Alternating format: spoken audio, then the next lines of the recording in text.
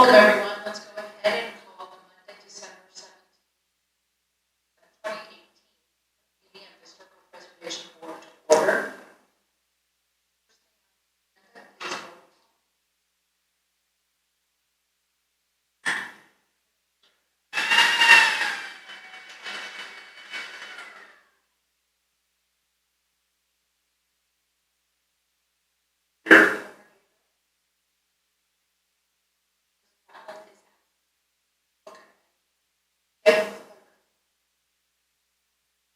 We have to go ahead and approve the minutes from both the September 17th meeting and the November. So first, let's go ahead and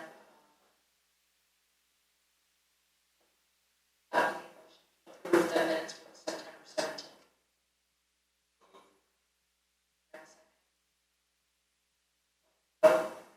All in favor?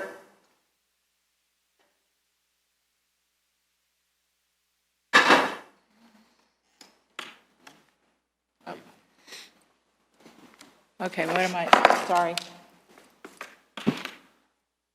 Sorry, I voted wrong. There we go.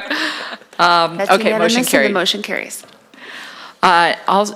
Second thing, I need a motion to approve the minutes for the November 19th, 2018 meeting. So moved. Do I have a second? Second.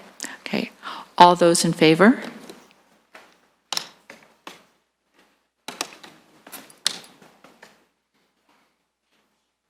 But if I wasn't here, then do I not vote on that? You can still vote if you had a chance to look at the video. I looked at them, but, okay. Okay. Okay. All right, motion carried. Thank you. I'm sorry. Would you mind letting it show on the screen? Sure. For just a moment, you're going very fast. Okay. Okay, the motion carries. All right, thank you. Now we have any general business or public comment? Good to see you too.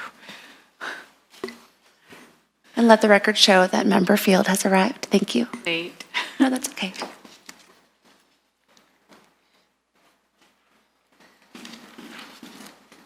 Thank you. Pam, did you want to come to the podium? Good evening, Historic Preservation Board. My name is Pam Chadbourne. I live a block and a half from here. So my comments tonight are about a high-level look at historic preservation in Littleton. And I just want to mention there's a 5-story hotel going in at Bellevue and Prince. So you notice how Prince goes right through Littleton. It's one of the gateways to our downtown. And 3 blocks down, we're going to have a 5-story, nothing historic about it hotel. The question is, what is our vision as a city for historic preservation?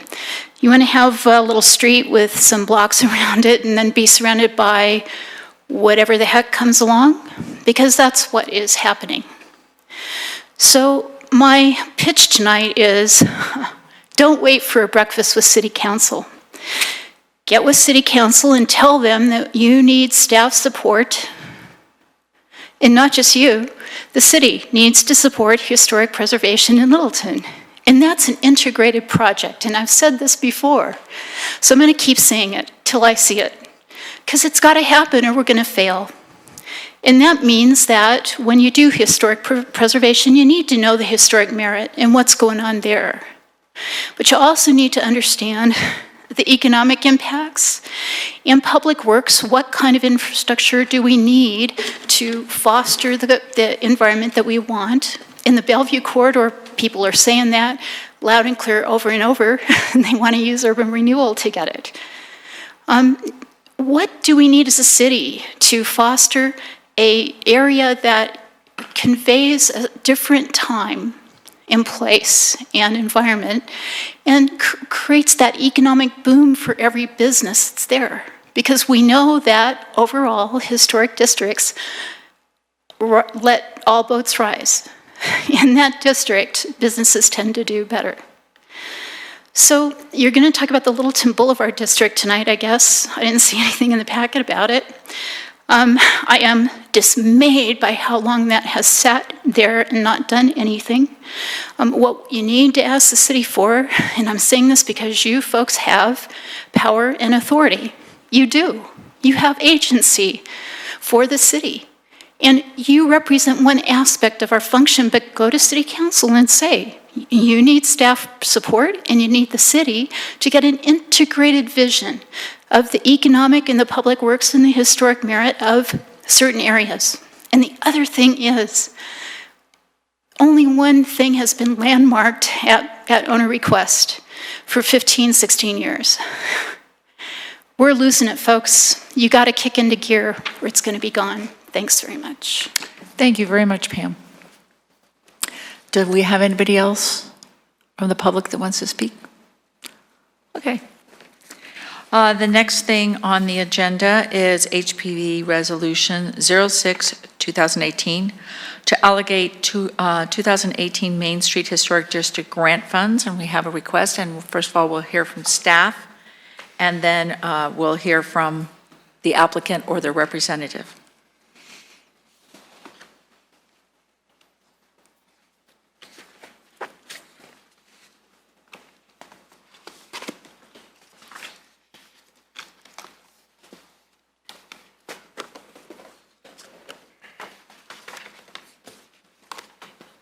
Good evening, Board. I'm Andrea Mimnon. I'm a planner with the Community Development Department. Item 5A in your agenda is a consideration of an application for a grant from the Main Street Historic District.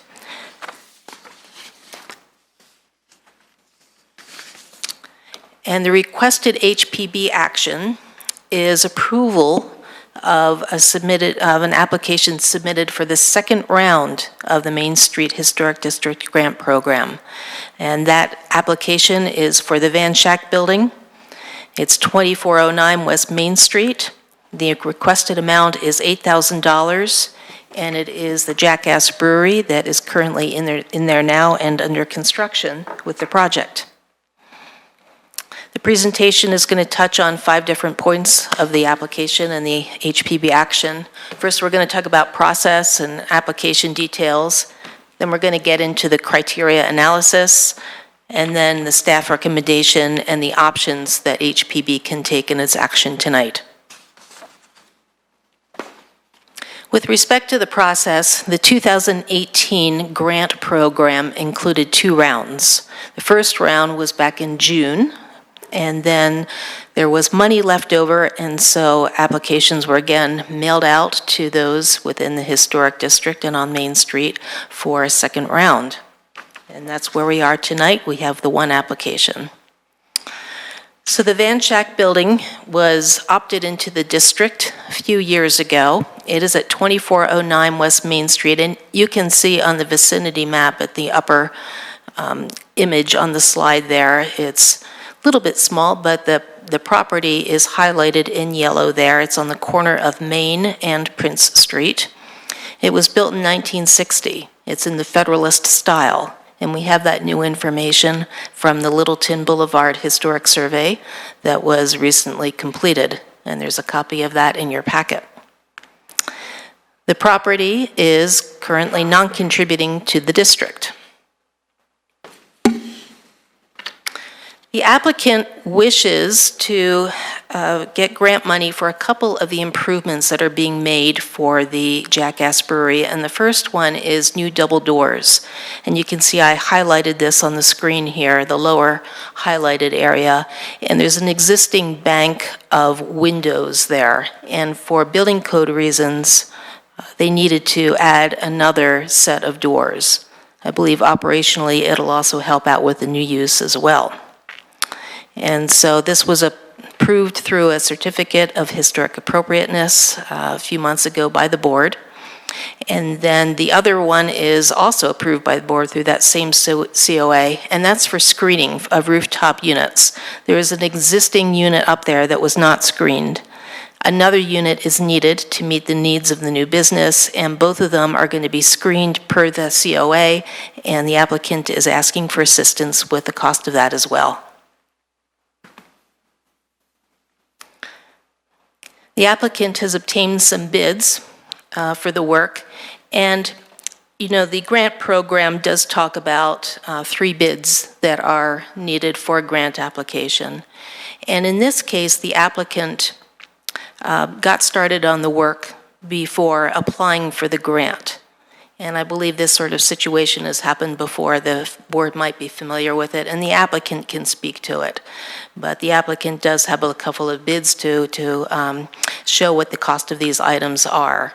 So again, it's for the HVAC screening and the new double doors, and in this chart, you can see the amount that's requested for each one is $4,000, and that comes to about 42% of the overall cost of the work. The grant program allows up to 80% of the cost. There are criteria to be awarded a grant from the program, and the standard criteria that you see at the top here must be met in order to be brought forward to the board. First of all, that the property is in the Main Street Historic District, and second of all, that the work is a qualified project under the program, and in fact it is, it's facade work. Out of the discretionary criteria, not all criteria need to be met, and it's the board that can make a decision on what criteria is most important and how to evaluate it. So in other words, there's some leeway for the board in the discretionary criteria. And so the staff analysis showed that it will make a significant positive visual impact. There are permanent elements that will be included as part of the work. Both the screening and the door are intended to stay. And then the project improves the health, safety, and welfare of the community. After all, the doors are required by building code. The items that are the criteria that wasn't met is restoration of architectural details and materials and architectural design assistance. This project just didn't include those elements. So in staff's looking at this report, we found that the criteria have been reasonably met and is recommending approval. Now, the applicant has asked for $8,000. There is $8,210 remaining in the 2018 fund, and staff is making the recommendation that the remaining amount, that extra $210, be added to the award for a full amount of $8,210. I'm available for any questions. The applicant is here and can come up to speak as well. Andrea, do you have detail on what the roof screening will look like? I see something on the COA here that is a panel. Is that? Yes, it should be, a panel, and I think the applicant can speak more to that. All right, thank you. Now, this project's already had grant funding, is that correct? This property did receive grant funding several years ago. It was under a different ownership at that time. And at that time, I believe some work was going to be done, and then, as it turned out, it was not done. And so now we have a new owner with a new project. They didn't receive any of this year's round one, though, grant funding. No, the previous grant money that was awarded was at least 2-3 years ago, I believe. Definitely not 2018. And it was a different owner, correct? A different owner. Yes, it's a different owner and a different tenant. Is the applicant going to work with you on the HVAC and the screening and the materials? Because we don't have anything that shows that. What the applicant is obliged to do is what's shown in the certificate of appropriateness. That is where it was approved by the board. We've already approved it. Oh, okay. But I don't see it in this one. Or is it here, this here? And the paint color as well, which is a gray as opposed to the blue. That's correct. I also might add, I think I mentioned at the beginning, the project is currently under construction, and the applicant can give an update on how that's going. A lot of the elements are already in. Was there a reason, and maybe the applicant can answer this, I mean, since there's $8,000 left, they could have done the double door this year and done the HVAC screening next year when we had more money. Was there a reason why they wanted to go with both of these now? Part of the original COA needs to be. Oh, it has to be together? The applicant could have come next year. Just thought. However, one application is easier than two. Since the money was available, that was her decision. Yeah. Excuse me, not like you can members, wait. if you'll please remember to speak into the microphone. It's hard for the video to catch you. Okay, thank you. Any other questions? I just have one comment, and I always make this whenever we talk about this project or this building.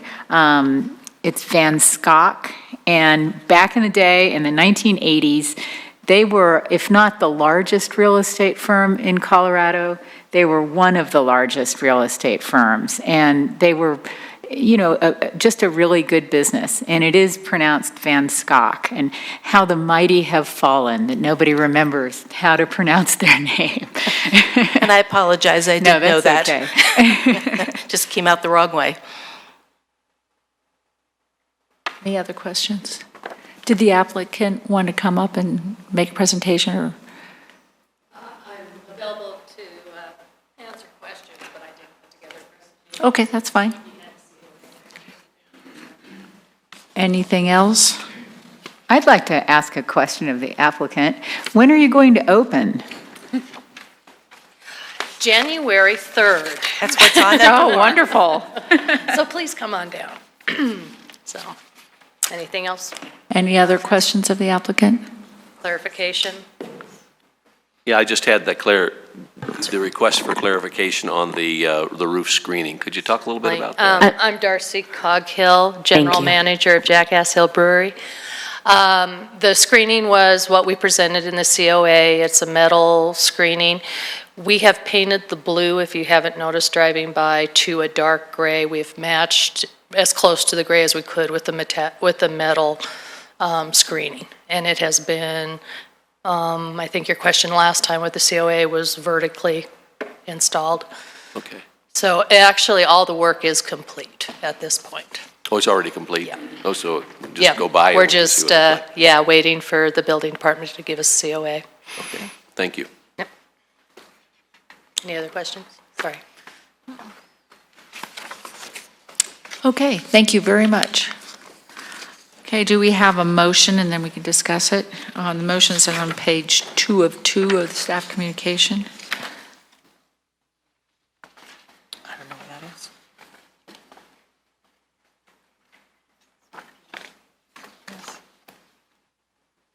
Where is it? I can't find it. Pam? Yes. I move to approve the HPB Resolution 062018, approving the Main Street grant application for 2409 West Main Street for $8,210. Do we have a second? I'll second. Is there any discussion that we need to have on this? Is everybody feeling like? Looking at it, it's not a COA approval, it's just whether the It's the grant. Right. warranted grant money, and my opinion is they don't have any previous grant money, and it's a welcome project to the district, so I don't see any issues whatsoever. I don't see any issues if, all right, we can go ahead and go to vote. The only thing is that Andrea will work with the applicant to make sure they meet the criteria of the grant, so you have to have certain things done within a certain number of days or whatever it is. So, yeah. So we can go ahead and vote then. All those in favor of, did you need something? She was just saying, please remember to use the voting board Oh, okay, oh, yes. and to leave it up for a little while. All those in favor to approve, go ahead. All those in favor or not in favor, whichever way you want to vote. Okay. The vote's motion- unanimous and the motion carries. Motion carries. Okay, congratulations. Yes. All right. Now we go to our public hearing on HPV Resolution 082018. And just a refresher on the procedures for a public hearing.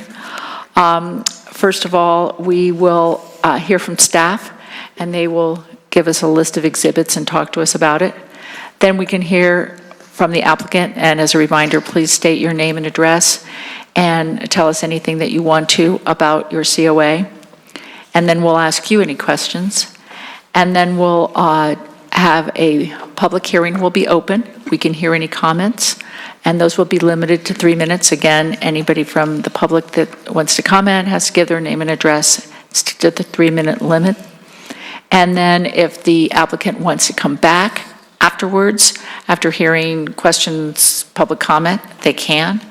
And then we'll close the public hearing, we'll have a motion, and we will go ahead and vote on the COA, either approved with, as is, approved with conditions, or deny or postpone to another date. So anyhow, that's the process. So let's hear from staff. Chair Grove, would you mind turning off the voting display? Sure. Thank you very much. Again, I'm Andrea Mimnaugh, planner with the Community Development Department, and item 6A on your agenda is a public hearing for a certificate of historic appropriateness, and it is for an automated teller machine and a deposit box for the Littleton mixed-use building, and that's at 2679 West Main Street.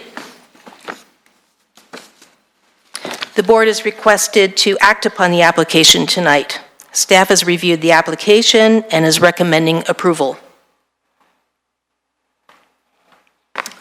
My presentation will include an overview of the application, an analysis of the application for compliance with review criteria, and then a recommendation. And then I'll end the presentation with the options that the board has for acting on the application tonight.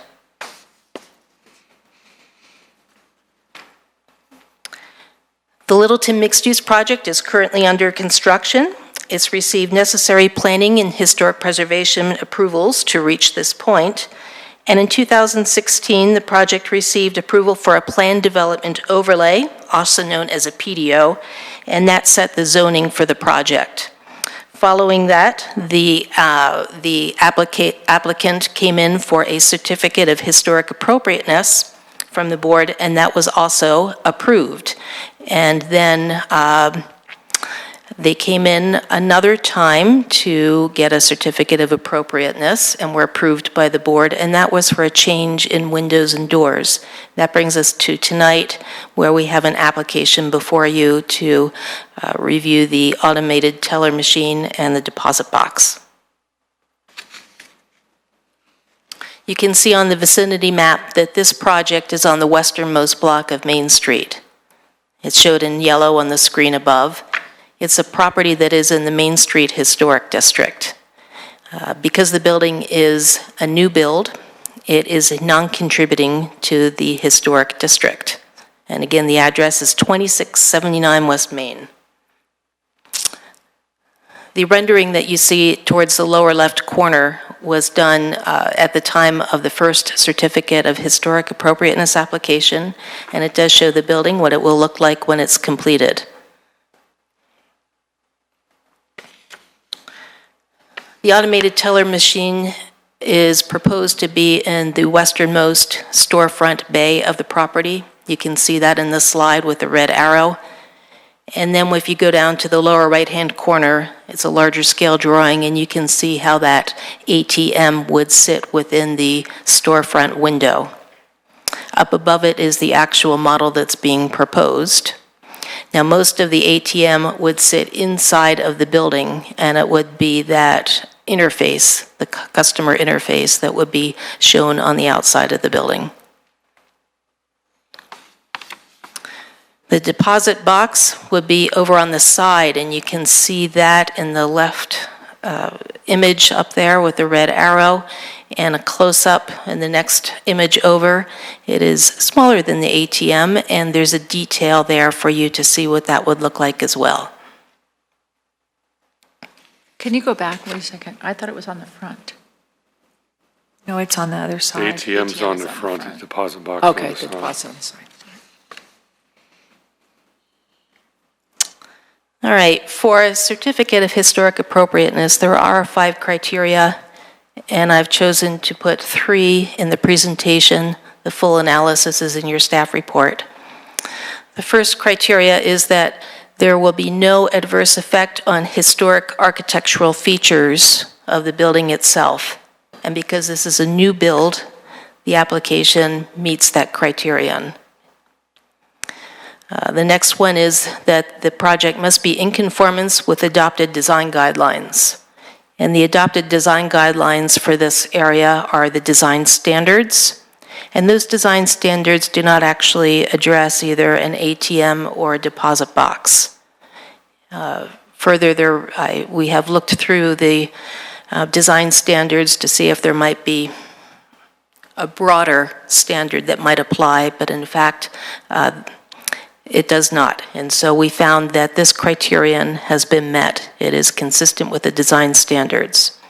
Then the third criterion that I've put up here is that in a historic district, the proposed work is visually compatible with development on adjacent properties. And in the staff analysis, we determined that the 2 new elements are really rather small.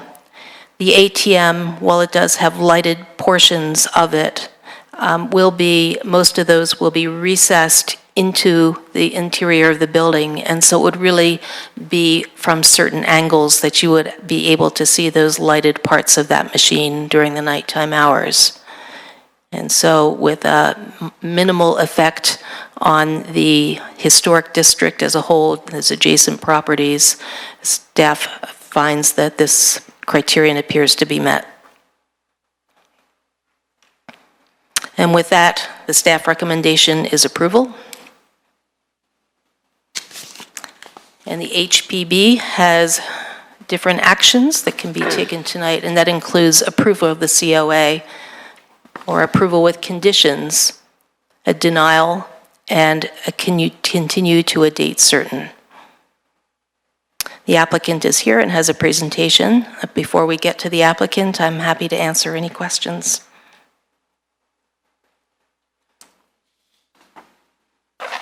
Any questions from the board? I have 2 questions. One of them is concerns the deposit box itself. Could you go back to that slide, please? Okay, it's on the south or the west side of the property, is that right, of the building? That's correct, yes. Okay. I'm trying to visualize in my mind what that's like if you're making a deposit at night. Is that lighted? Are there any security concerns? That would be a good question for the applicant. Okay. And the other for you, and this is also for the applicant, I'm sure, is, first of all, when we first looked at this project, it was always presented with the idea that there would be a bank tenant in there. And what do banks always want? They want an ATM. So we should have seen this coming down the pike. My question is, must the ATM be lighted? The ATM sign at night? I appreciate the need for light around there for security reasons, but must the ATM have a lighted sign on it? I think that's a good question for the applicant that they can answer. The application that came to staff was one for an ATM that was lighted. And so that was what we evaluated against the criteria and found that, in staff's opinion, it appeared to meet that criterion. Okay, thank you. Any other questions? Okay, thank you, Andrea, and we'll hear from the applicant.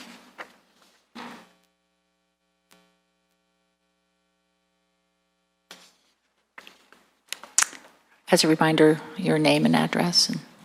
My name's Jennifer Carpenter. I'm with LAI Design Group. We're at 88 Inverness, Building J101, Inglewood, 80112. Thank you, Andrea. You pretty much did my presentation for me, and thank you to the board. I know you guys all know this project. We're nearing the end of it, so we're 3 years going strong. So the owner, which is SVR Real Estate, has just now finalized tenants, and the Bank of Colorado is the new tenant of the User One space on the southwest corner of the property. To answer the questions that Ms. Field had initially, first of all, the two items are separate because the bank was not the tenant at the interim of the project. So now that they have come on board due to their space planning, therefore we have two locations for the two elements that we're proposing. There is a light glow to the backdrop, it's like a back glow to the screens, but they are not lit as if you would think a bright security light. On the west side, there is a parking lot light that is almost directly across from the drive aisle. And then on Main Street, there are the standard spacing of the Main Street light poles, as well as just a backlight of the glow. I have a new figure, a new slide than what Andrea showed. So here is a snapshot just to kind of get your head around it of the before and after of where we were prior to the COA. You can see the Main Street at the top, and then at the bottom there is the west facade. I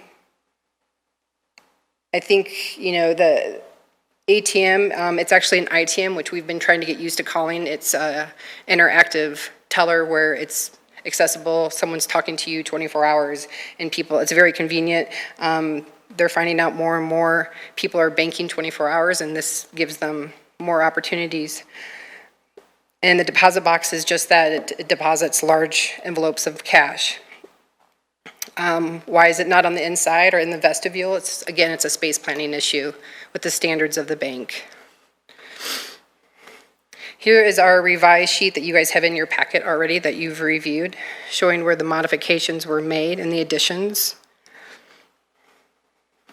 So here's the close-up of some of the items that we got after we had submitted to Andrea. You can see the ATM on the close-up of the snapshot where it says Bank of Colorado ATM Live. That is the part that would be backlit. So not a spotlight, just a backlit. And then you would just have this automated screen, just as if you were looking at your laptop. Then you can see the plan view of how much space those take out and where they are on the plan. Andrea stated that there's no adverse effect on the historic architectural features, that we're in conformance with the adopted design guidelines, and that the proposed work is visually compatible. These are just two other additional renderings of the elevation. You can see them highlighted lightly in orange, the spatial dimensions of them against the entire facade. So we're seeking approval from you and hope to have these guys in there and open by April. Thank you. Any questions? So has the bank already signed the lease? I believe they have. Yes. Yes. Okay, so does the lease is not dependent on an ATM then? If we don't approve the ATM, the bank is still leasing the unit? The bank is still leasing the unit, and we would probably come back to you guys with another option because the ATMs and the deposit boxes are such a big part of their business. Okay. I'm concerned about security on the street. It seems like you put an ATM in someplace and then someone tries to break into it or someone tries to drive a car into the building to break into the ATM. I really don't know if I like the idea of an ATM on the front of that building. Why is it not feasible to put it on the inside since you're under construction anyhow? Well, we're pretty much done with the spaces. Okay. The tenant finishes are pretty much done, and they did not know a bank was going to go in the end unit until recently when we started this process. And unfortunately, I apologize, I don't know if there is any other ATMs on Main Street and where they're located. Vic Callender is here he's the president of the bank. He could speak more to, I guess, Security issues. security security issues that they've had in the past. Okay. Well, I'd like to piggyback on that question. You've put the deposit box on the side of the building, and you say it's well-lit. If people are carrying large amounts of cash, they'll put it in the deposit box. Why not put the ATM around the corner on the side of the building? Not all the way down by the deposit box, but just, turning the corner. Right. I of the think, building? We also have the architect of the bank here, and he can speak specifically to that. But another reason for splitting them and choosing where they were is to get the foot traffic of Main Street as well as the deposit. We have a loading zone, so people or banks or cash trucks could stop, unload, and get back in their car closer to the parking lot also for carrying of cash. So the bank architect can speak to why they are not both, but it's a space plan. Again, it comes down to the space plan of how they set up the interiors of the bank. Well, I appreciate the space plan and setting up the interiors of the bank, but our concern is for the exterior and what it really does to affect the historic view of downtown Littleton, so. I hear your concern. I think initially when they came to us, we had it all on the front and we split them, and also was thinking that the ATM would have more visibility and foot traffic, almost more sense of security being out in the front, and then someone would be on the side with their car more times than not, coming shorter distance in and out or to and from the deposit box. So was it ever considered to put it around the side, or was it always split? They were both in the front, and then we split them. We had not looked at them both being on the side. Would the bank owner consider putting them on the side, just for the visual aesthetics of an historic district and having an ATM all lighted up and all that stuff? Yes, definitely Vic can answer those questions, or the architect. Okay, so we can ask that. I have a question concerning this plan here. It appears like the ATM sits in a closet, which is going to render that entire window blank. So the is going to be cut out glass, and it will have, for lack of a better term, lick and stick, so you can see out and you can't see in, so it would look as if there was nothing there. It's not going to be metal panel, it's not going to be built in, it's still going to be glass with a non-reflective, you can see out but you can't see in. But it will appear different than the glass that's on the right side of the door. It's not supposed to. It might have a little bit darker shadow, but it should have the same. At night? At night, I'd have to ask the architect about what inside is lit and not lit. Okay. In your plan, you also talked about window decals around the ATM. Can you explain about those? As you can see on the screen right now, that is the only decal on the ATM. Okay, it said something about historic Littleton scenes on window decals. Or film. Where was that? Or film, yeah. Sorry.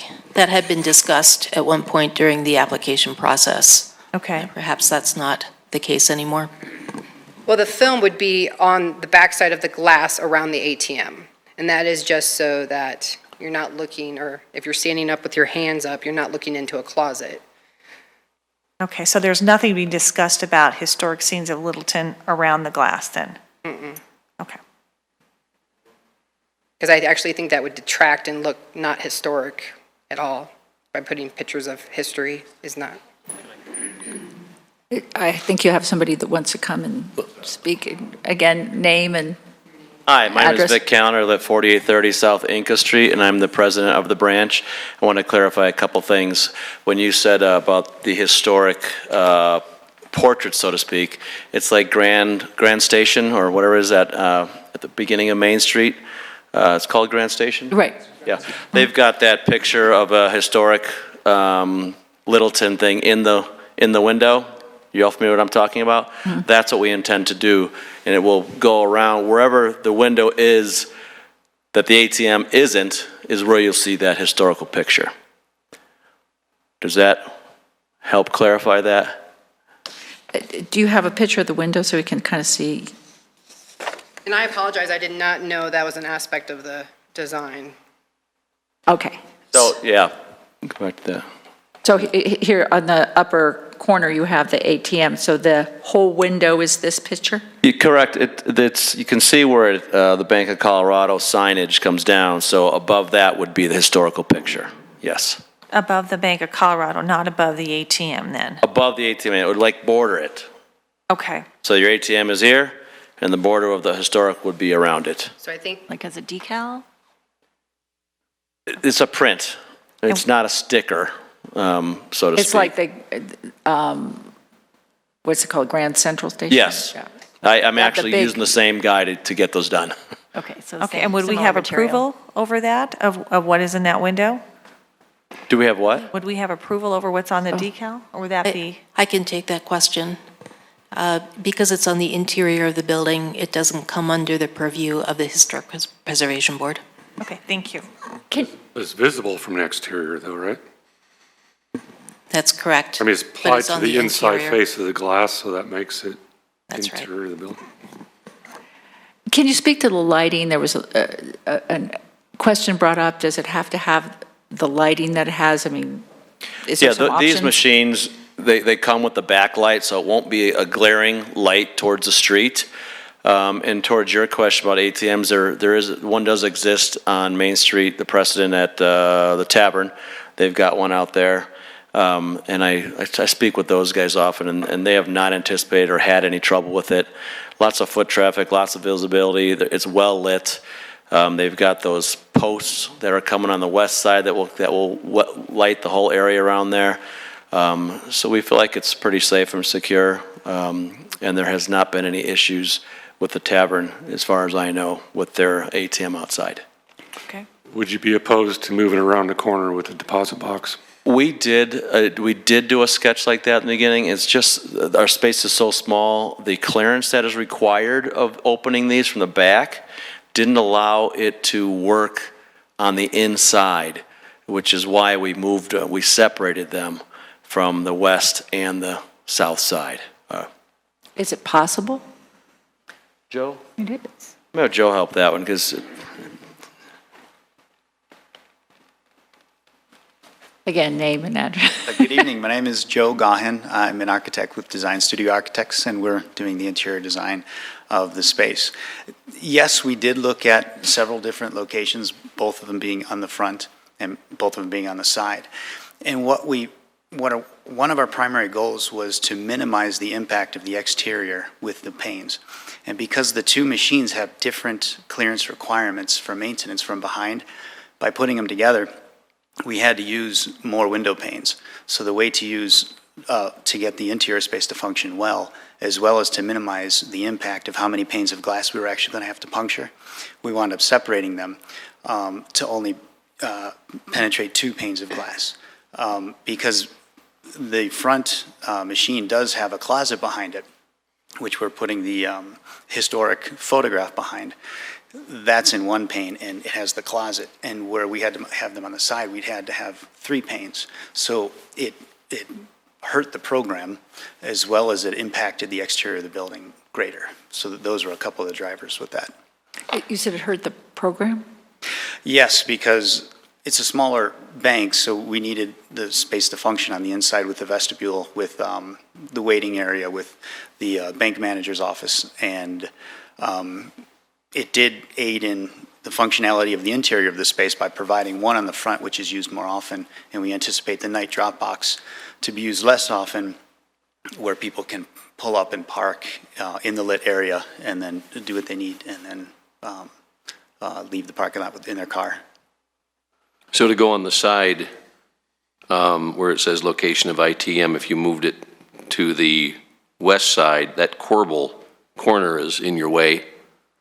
Yes, because at that location, we have an interior ITM machine where when people come in during office hours, they can utilize that, and that needs a accessible clearance of 30 by 48 inches in front of it. And then if we put the ITM on the side next to it, it needs a closet to store it, just like it currently has, and so that kind of pushes the space to the right and reduces the vestibule space and the functionality of the interior. Okay. Now, will the vestibule be closed after banking hours? There's no openable door there that people could come in and use it in the vestibule itself? That is correct. Okay. It'll be locked. Mhm. Am I understanding this correctly? You're saying that it's optimum to put it in the front. That's where you would like it, but it's not impossible to put it around the side. It just requires a little more space and maybe cut down on an office space and some waiting room area. That, but less so than it impacts more panes of glass on that side. If we put it to the plan north where the drop box is, it wouldn't work because we have the pair of doors just to the north of that where that table is showing. And because of the clearance requirements, we cannot put it just to the south of it because it interferes with the column. So it would have to go plan south of the column, and we would eat up potentially 3 panes of glass. Right there? Oh, so if you just rotated that 90 degrees and put it to the south one, that could work, yes. So you could put it on the wall, right where the cursor is right now? Is that possible? Can you show us a west elevation photo? Yeah. Yeah, that's good. So it would have to, so you're already putting into which pane for the deposit box on the west side? I'm sorry, can you say the question again? I didn't. It's hooking Okay, on what so Laura right- said. It looks like it's a pane of glass issue. More so? And clearance behind it, because we And have to build clearance. it into a closet. And if we rotated that 90 degrees to the west side, I believe Would it was take a... those first, or those last 3 panes of glass is what you're talking about on the west elevation. Is that where you'd have, why would you have to do 3 panes of glass? Because if we put them both together, the clearance requirement on, let's see, on, can I see that? Oh, thank you. Actually, I just wanted to show the cursor. There we go. The clearance requirements on this guy are to the right, and the clearance requirements on this are both sides, about 1'10" on each. So the ITM wouldn't fit in this one because of the column next to it, and because of it has to be so far away from the column, and then it would take out a vertical pane of glass here. And if we put them both on this side, it would potentially, because of the closet requirements behind it, would take up 3 panes of glass. Because of the clearance of this night drop box, and then because of the clearance of the ITM. And one reason we put that on the west facing is if we rotated the ITM 90 degrees to the, the reason we put it on the south facing versus the west facing, I believe, was the clearance requirements behind here. If we built that, we would eat up 2 panes of glass here because of the closet. And because we have the ramp coming in off of the street, it pinched that space where it was difficult to become accessible. You need to be able to get in behind it, is what you're saying. Okay. And, okay, again, you couldn't move it up closer where there's some empty space there? Yeah, right there. Right here? Yes, we could, and what it would do is we would have the closet behind here. This ITM would have to shift. And with the teller location here, this ITM, it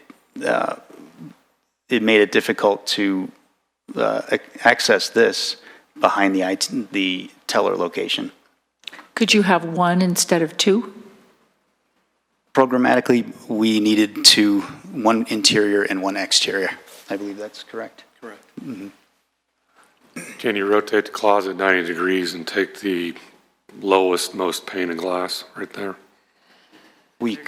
Yes, we could do that, and we would have a wall here, and then the doors back here, and then we would have to have the historic photos in 2 panes of glass because we would have this closet space that we would be able to see from outside. So by putting it here, we have 1 pane of glass disturbed and 1 pane of glass disturbed. It was a challenge, and it was a domino effect of trying to get these in virtually every pane This that may we be could. back to the bank president, but why do you need 2? 1 access from the inside and 1 access from the outside? Couldn't there just be 1 access from the outside? Number of answers to that. First, on the inside, it acts as a full-time person, so to speak. So if you came in to make a transaction, you would have access to ITM, which is a live person. It will say, "Hi, how are you? What can I help you with?" And that it replaces labor for the bank. Secondly, we wanted to have 24-hour access after hours with live teller interaction, which would allow someone to do transactions after hours and on the weekends with a live person. The bank's footprint, the way they are going forward, they would like to have this set up in all banks going forward. And so they have insisted on having both.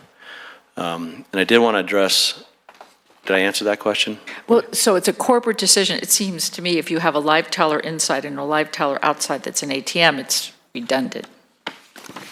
It's not- Especially when you have limited space and we're trying to maintain this historic district where modern technology kind of is at a little bit of odds with that.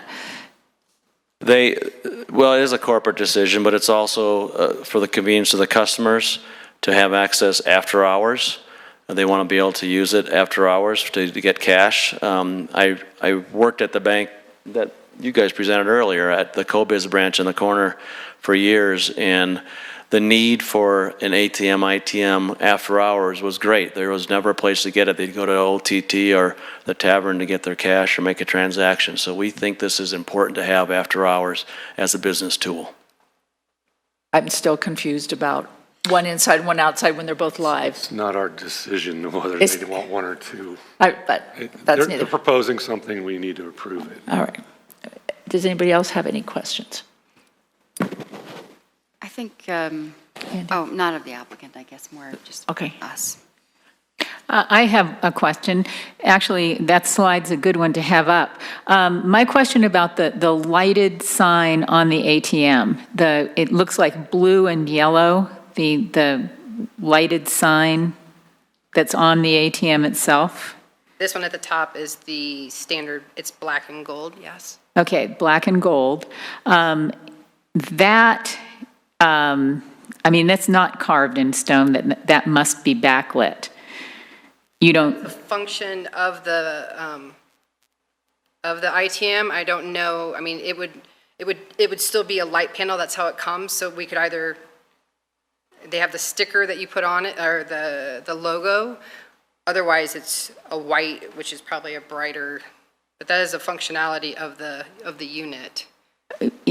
it is a feature of the unit. It does not have to be lit, though. It could be an opaque covering there that does not have a sign that says, this is your logo.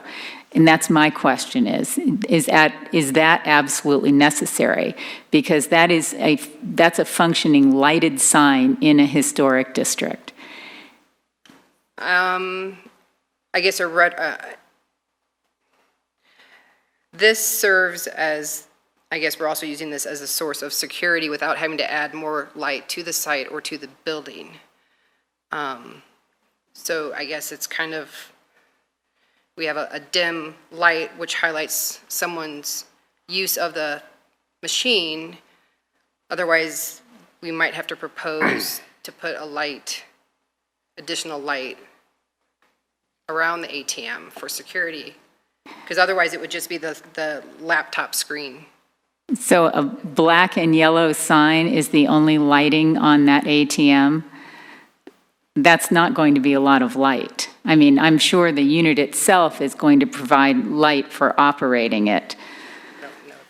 When you use the keyboard, it will light. The screen will have light, obviously, and this will be just an additional backlight. It's not obtrusive, it's not bright like a shining light. It's just a backlit, kind of telling you that there's an ATM there. Yeah, it's a lighted sign telling you there's an ATM there, basically. And my question is, must there be a lighted sign telling you that there is an ATM there in a historic district? That's a question for us. Or that's the way the ATM comes. It does come that way, and I'm not sure I can answer your question because that's how they come. They come with the backlit sign. Are those your corporate colors? Yeah, the gold and black, white, gold, black, and white, I guess. Yeah. It's kind of a diamond is the gold piece. So you can have that panel of glass be anything you want. It could be just solid black, which would be opaque in essence. I guess my point is that, it's not just serendipity that the way the ATM comes happens to be in your corporate colors. So No, you've I would guess specified not, because many that. banks would probably have their own colors on there. Yeah. So you could specify that it not be illuminated as well. I guess That's an I'd option. have never asked that question of the makers of this product, so I don't know the answer to that. Okay. Any other questions? Okay, thank you very, very Welcome. much.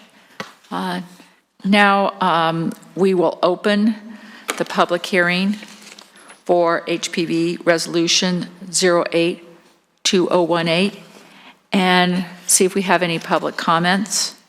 Again, speakers come up, name and address, and you have 3 minutes.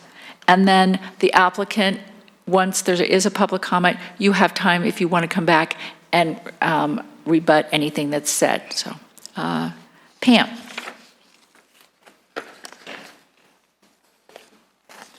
My name is Pam Chapron. I live a block and a half from here. Thanks for your concern about the ATM. I guess my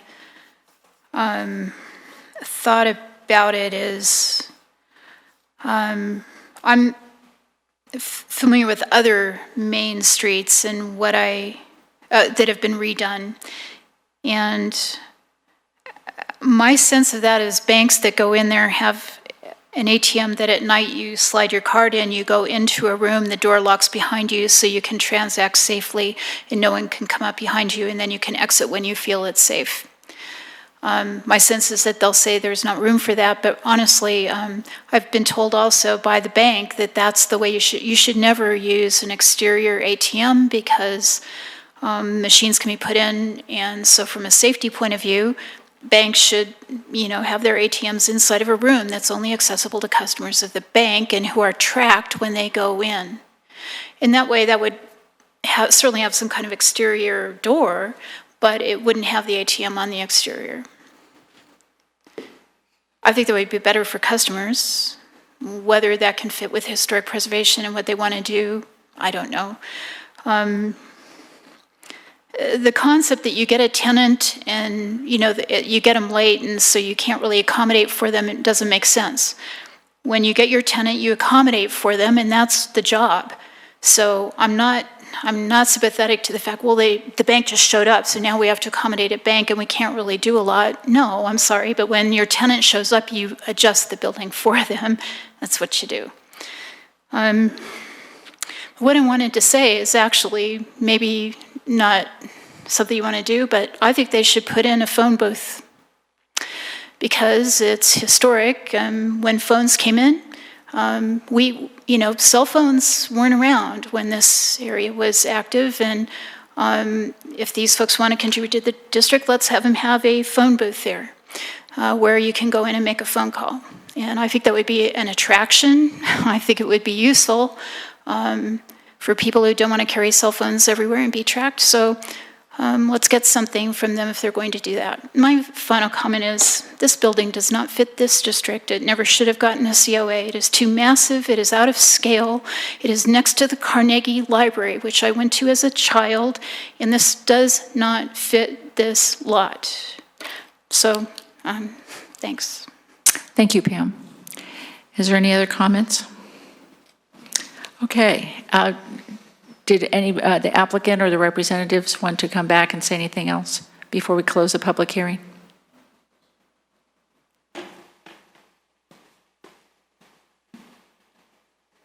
Hi, I'm Joe Gahan with DSA, the architect doing the interiors. I do respect and appreciate the comments to safety. That's one of the main things that we do as architects. Working with Vic and the bank, they've attested in the past that they have not had issues with an external ITM, ATM machine before. And I think the phone booth is a fun idea, but with the clearance requirements and for handicap accessibility, with the requirements for maintenance on the machine, it would probably be about 10 foot by 12 foot. So external or internal, those are some of the challenges we've had with this particular ITM to meet the needs of the client and to provide a good bank for you guys here in Littleton. Again, we do recommend the installation of this as we've shown and the drawings. And we've gone through several iterations to try to minimize the visual impact, and I do appreciate your time tonight, but we would recommend it, obviously. But those were the only comments that I had. I do have a question for you. So we were talking about the lighting on the ATM. My concern is if it's in, is there enough lighting at night for security? And are there security cameras there? I mean, I just don't know if it's going to feel secure enough. The pedestrian lighting and the poles on the sidewalk do provide lighting on the west side and the south side. And the minimum but lighting that is provided from the ITM provides adequate lighting for user function. And that's all that is required for what you need to use that and walk away even in the evenings. So the exterior lighting on the outside of this bank lease would be similar to the one across the street? I believe so, at the architect of record for the building. 24/7, okay. But I believe those light poles, they go on at night and they have the minimum foot candles required for the safety of the pedestrian use on the sidewalk.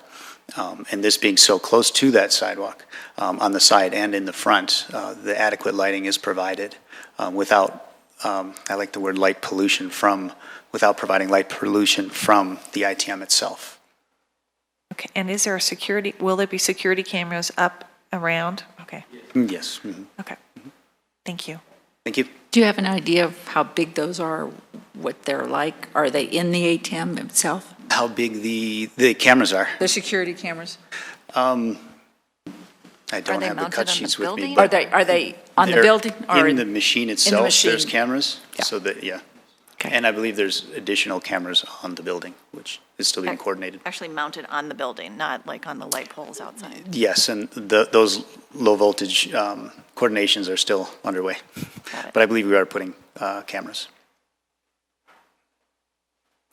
Any other questions? I have one, Pam.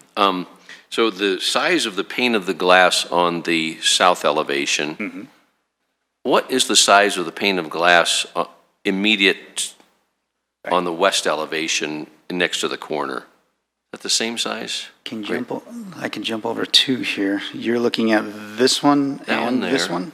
And versus, not that one where the deposit box is, but at the corner. This one here?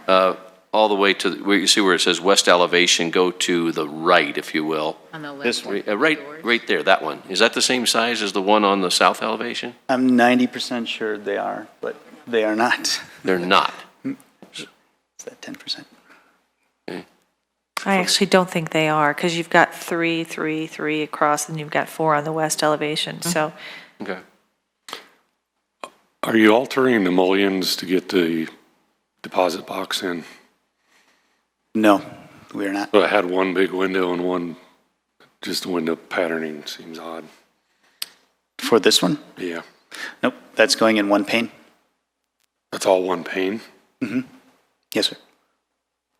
So that will all become opaque, correct? It will have a historic image applied to the back side of it.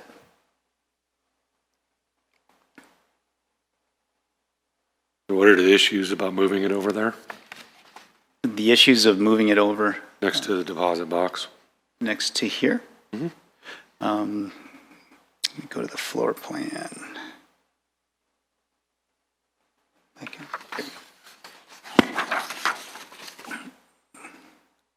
The clearance requirement for this has a door that swings in this direction, the full depth of the deposit box, and you need a clearance in front of it here. If we move it to the opposite side of this pane, it would be touching the internal ITM, which you can see the dashed lines here are the clearance requirements for the ITM. So we had to clear this and put it here, and that wound up being the only place it could go in this configuration. Thank you. Thank you. Thank you. Okay.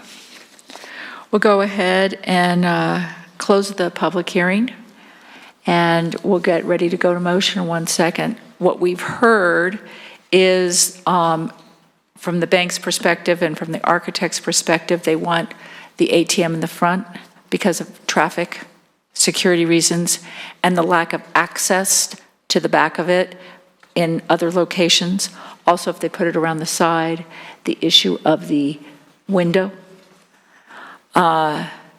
So these are some of the things that they've had to consider that we have to consider. And then as we go through, and once we'll put a motion out there, and then we'll discuss it, and vote on that motion, is we have to consider the criteria that's in the packet that Andrea provided and how this applies.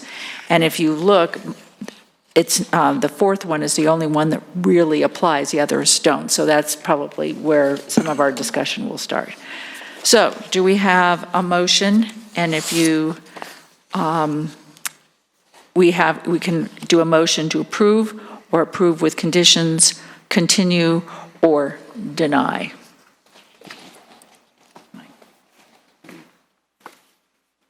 Well, I'll move to approve HPB Resolution 08-2018, approving the Certificate of Historic Appropriateness for 2679 West Main Street, the Littleton Mixed-Use Building, with no conditions. Do I have a second? Second. Okay, so, anyone have any thoughts or issues about, Paul? My concern is we're taking one of the, on the front facade, we're basically taking one of the view windows away and it's going to become opaque, which is going to not fit in with the historic nature of the district. I think there's opportunities to move it around the corner. And my third point is on the tavern, HPB did not approve the ATM on the tavern. Correct.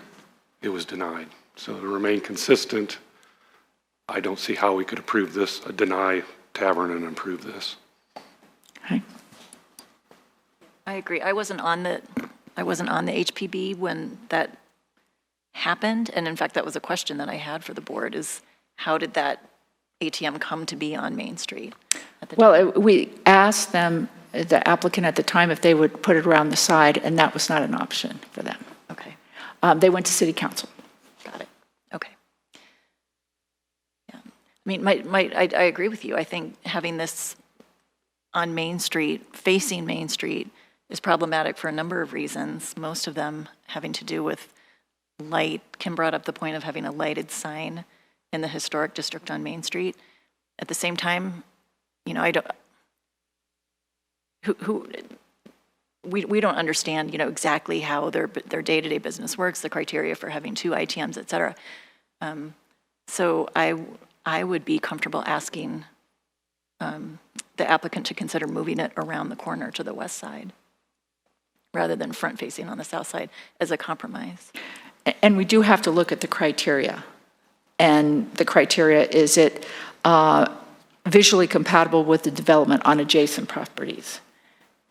Okay, yeah. So, and my concern is, which was the concern that we had with the tavern, was it's a technically advanced piece of equipment in an historic district that we're trying to maintain a look and feel right that attracts people, that's unique, and that doesn't quite fit in with the adjacent properties. Even on the west side, on the west facade? On the front side. On the front, I agree with you, on the front. On the front side, because that's what we're really looking at, is the front. That south facade. Right, and in my opinion, if it was put around the side, it wouldn't be such an issue. Agreed. Because it wouldn't affect the adjacent properties so much. Yeah. It wouldn't be so visual. I don't like it on the front of the building, but I do think they've met the criteria. I think looking at Andrea's presentation and the staff report, I think they've met the criteria, even though I don't like it. The criteria for visually compatible with adjacent buildings? I mean, you look at Main Street right now, and they don't all look like 1880 buildings or 1910 buildings or 1915. We have a mixed use. So it does fit in. I mean, I don't like it, but I think it does fit. How many buildings on Main Street have opaque windows on the front of them? That I don't know. I don't think any. 0. Sub Tavern, where the ATM is. It's the only one I'm aware of. Well, and in terms of, you bring up a very good point about consistency, how can we allow, as a board, whatever city council does, but all we can do is make a recommendation to be inconsistent with one applicant and not the other applicant.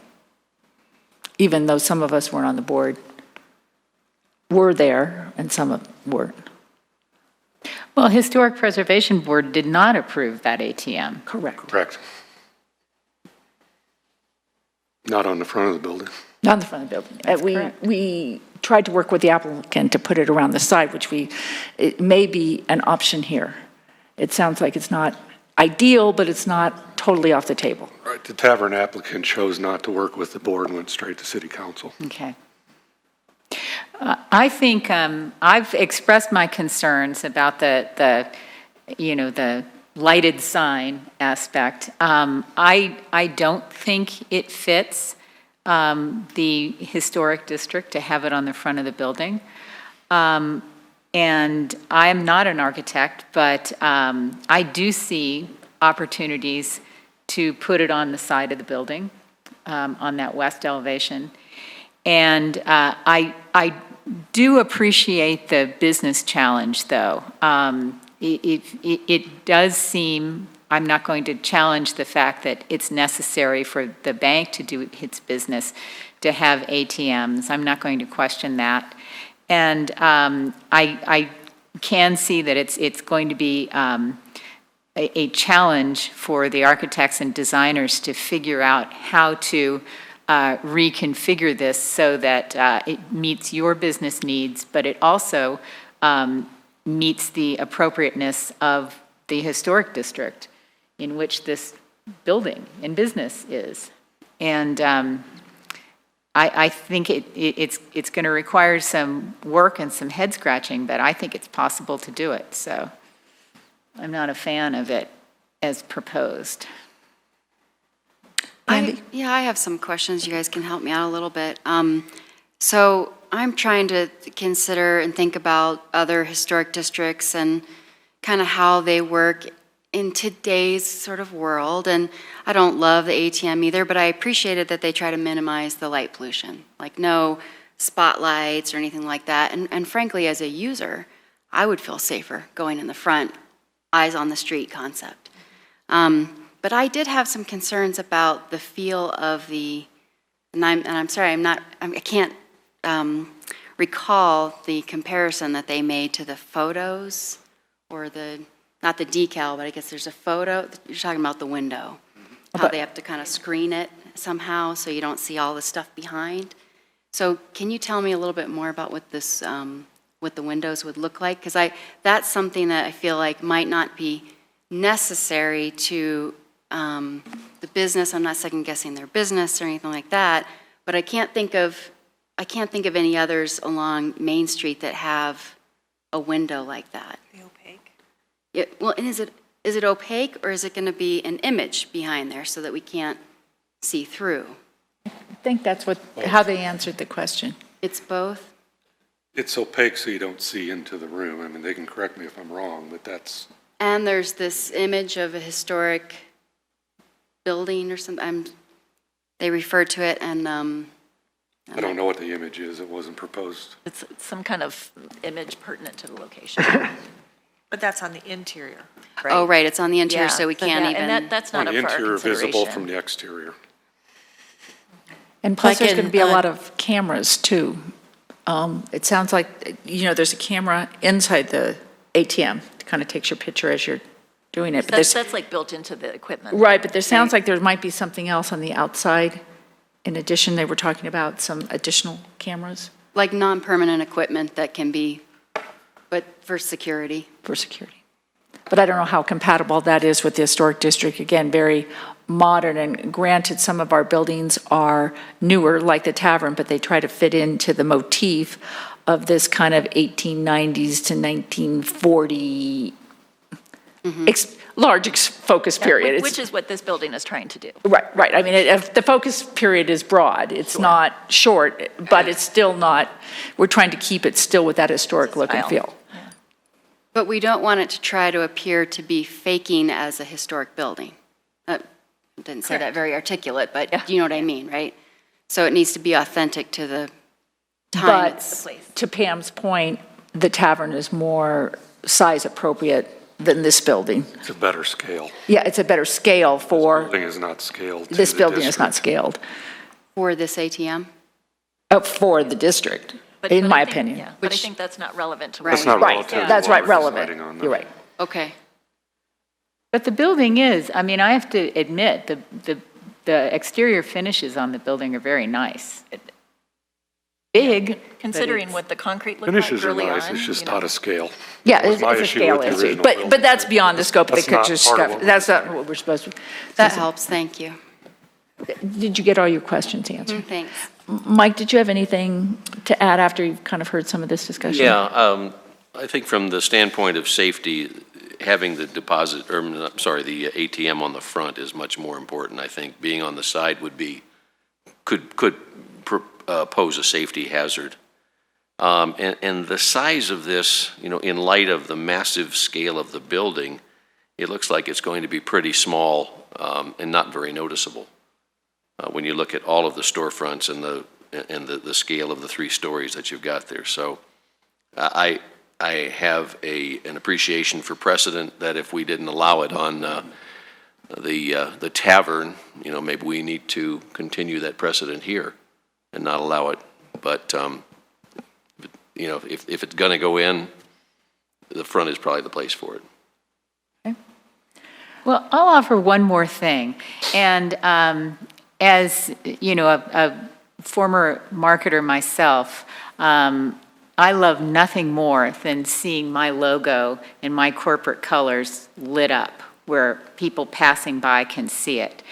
That's what bothers me about this.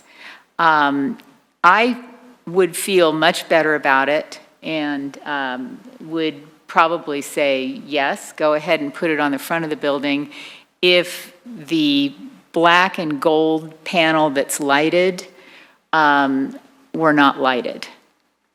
I don't think, it's going to provide a dim light. It's not a huge security feature or anything like that. It's advertising, in essence. And I appreciate that, it's awesome in your corporate color, and you can see it as you're driving by on Main Street, and it's great. But that's what is troubling me about that. And in my opinion, if you blacked that out or just made it, blacked it out, made it less apparent, and you can do that. You can tell the manufacturer to do anything you want on that panel. That I would feel much better about that personally.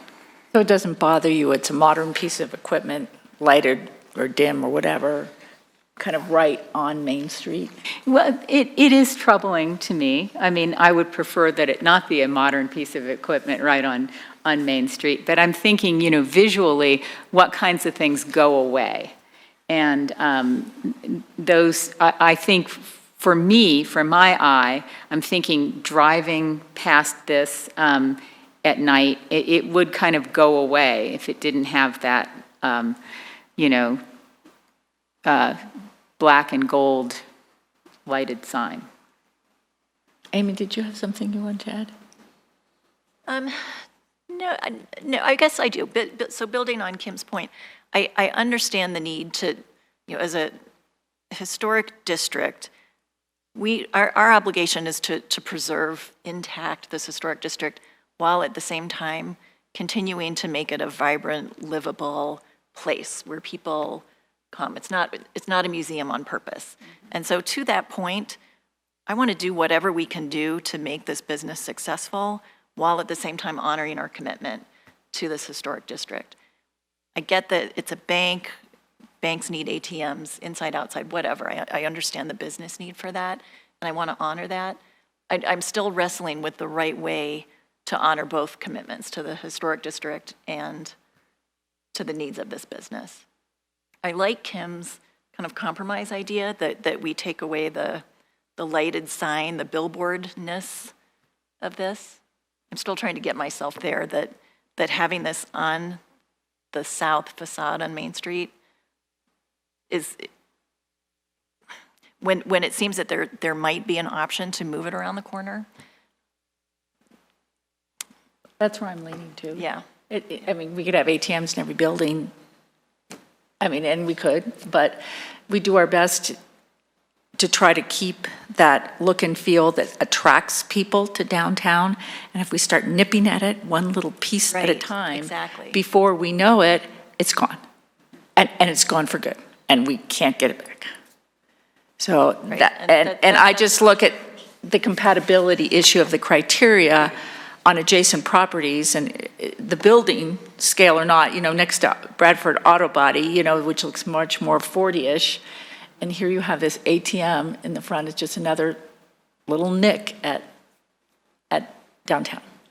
But what if the ATM could look different, to look intentional? Like, this building, it's a new building, but it was designed intentionally to fit in. Well, I What think if there's the some- ATM could be redesigned intentionally. to I fit still in? think it's a modern piece of equipment. I think it's a location or Right. some other options of accessing the inside one from the outside, or, I don't know. Frankly, so are the TVs. As you drive down Main Street at dusk or at night and you see all the sports bars and the TVs going, I mean, that's. Well, that's inside. We're only Right, working I it know, outside. but That's my bigger concern, is it becomes an opaque, it's a window, but it's opaque. right. So you're Right. losing the storefront nature of what's going on in downtown. Yeah, I hear you. Even the one at Tavern doesn't take the full window. It's a portion of the window. There's still visuals around it. Yeah, I think, Amy, what you said about how this is a business of trying to adjust, doing business in a historic district is, requires thought and some extra effort. adjustments and figuring things out. And I think that was really well said. And I just, I think that we can do this, we can make this work, but we're not making it work at this second. So I would say we need to go back. I to would the think well. we would want to work with the applicant and see if we could, one option, put it around the side or change how it looks, maybe change the windows. I mean, there's some other options where we could possibly work with the applicant, because that would be ideal. Because yes, we want a thriving downtown, historic or not historic. We want businesses to do well. Well, and so just, I'm thinking, for the business to do well, most banks have an ATM in the front. I mean, I'm trying to also sort of reconcile using our authority well to the extent that we can, but not, I feel like I'm wondering if we're crossing a line into business planning. So that's what worries me a little bit. Just, and in fact, I was thinking, well, if we put them on, both on the west side, now it's really starting to clutter up that side, which still you can see quite a bit, because of the access there. So I don't know, Unfortunately, our process that we have as it stands today is that we come into the process very late. After architects have come in, after a lot of money's been spent. Ideally, it would be nice if we could have got in early before plans were complete and have them consider that. The process is evolving, but right now we're not there, unfortunately. or even more specific guidelines, so they know exactly, that they want to see these kinds of things. And as Andrea mentioned, ATMs are not specifically mentioned. Guidelines are, fortunately, some guidelines, and there's some standards now, but they don't cover everything. Okay. I don't know if we're ready to go to a vote. Do you feel like we are? I think we've sort of said everything we feel like we want to say, and we've got a motion on the floor. So we need to vote on the motion as it stands. If for some reason it doesn't pass, and it doesn't pass and we want to put out a new motion with some caveats, we can do that, but we have to first vote on what's on the floor, and then we'll go from there. Can you repeat what the motion is? Do you want to repeat the motion? please. Motion is I move to approve HBB Resolution 08-2018, approving the Certificate of Historic Appropriateness for 2679 West Main Street, the Littleton Mixed-Use Building, with no conditions. Okay, are we ready to go ahead and vote? So you either approve, which is yes, or deny, not approve, which is As written. You're That's voting right, on yeah. this one,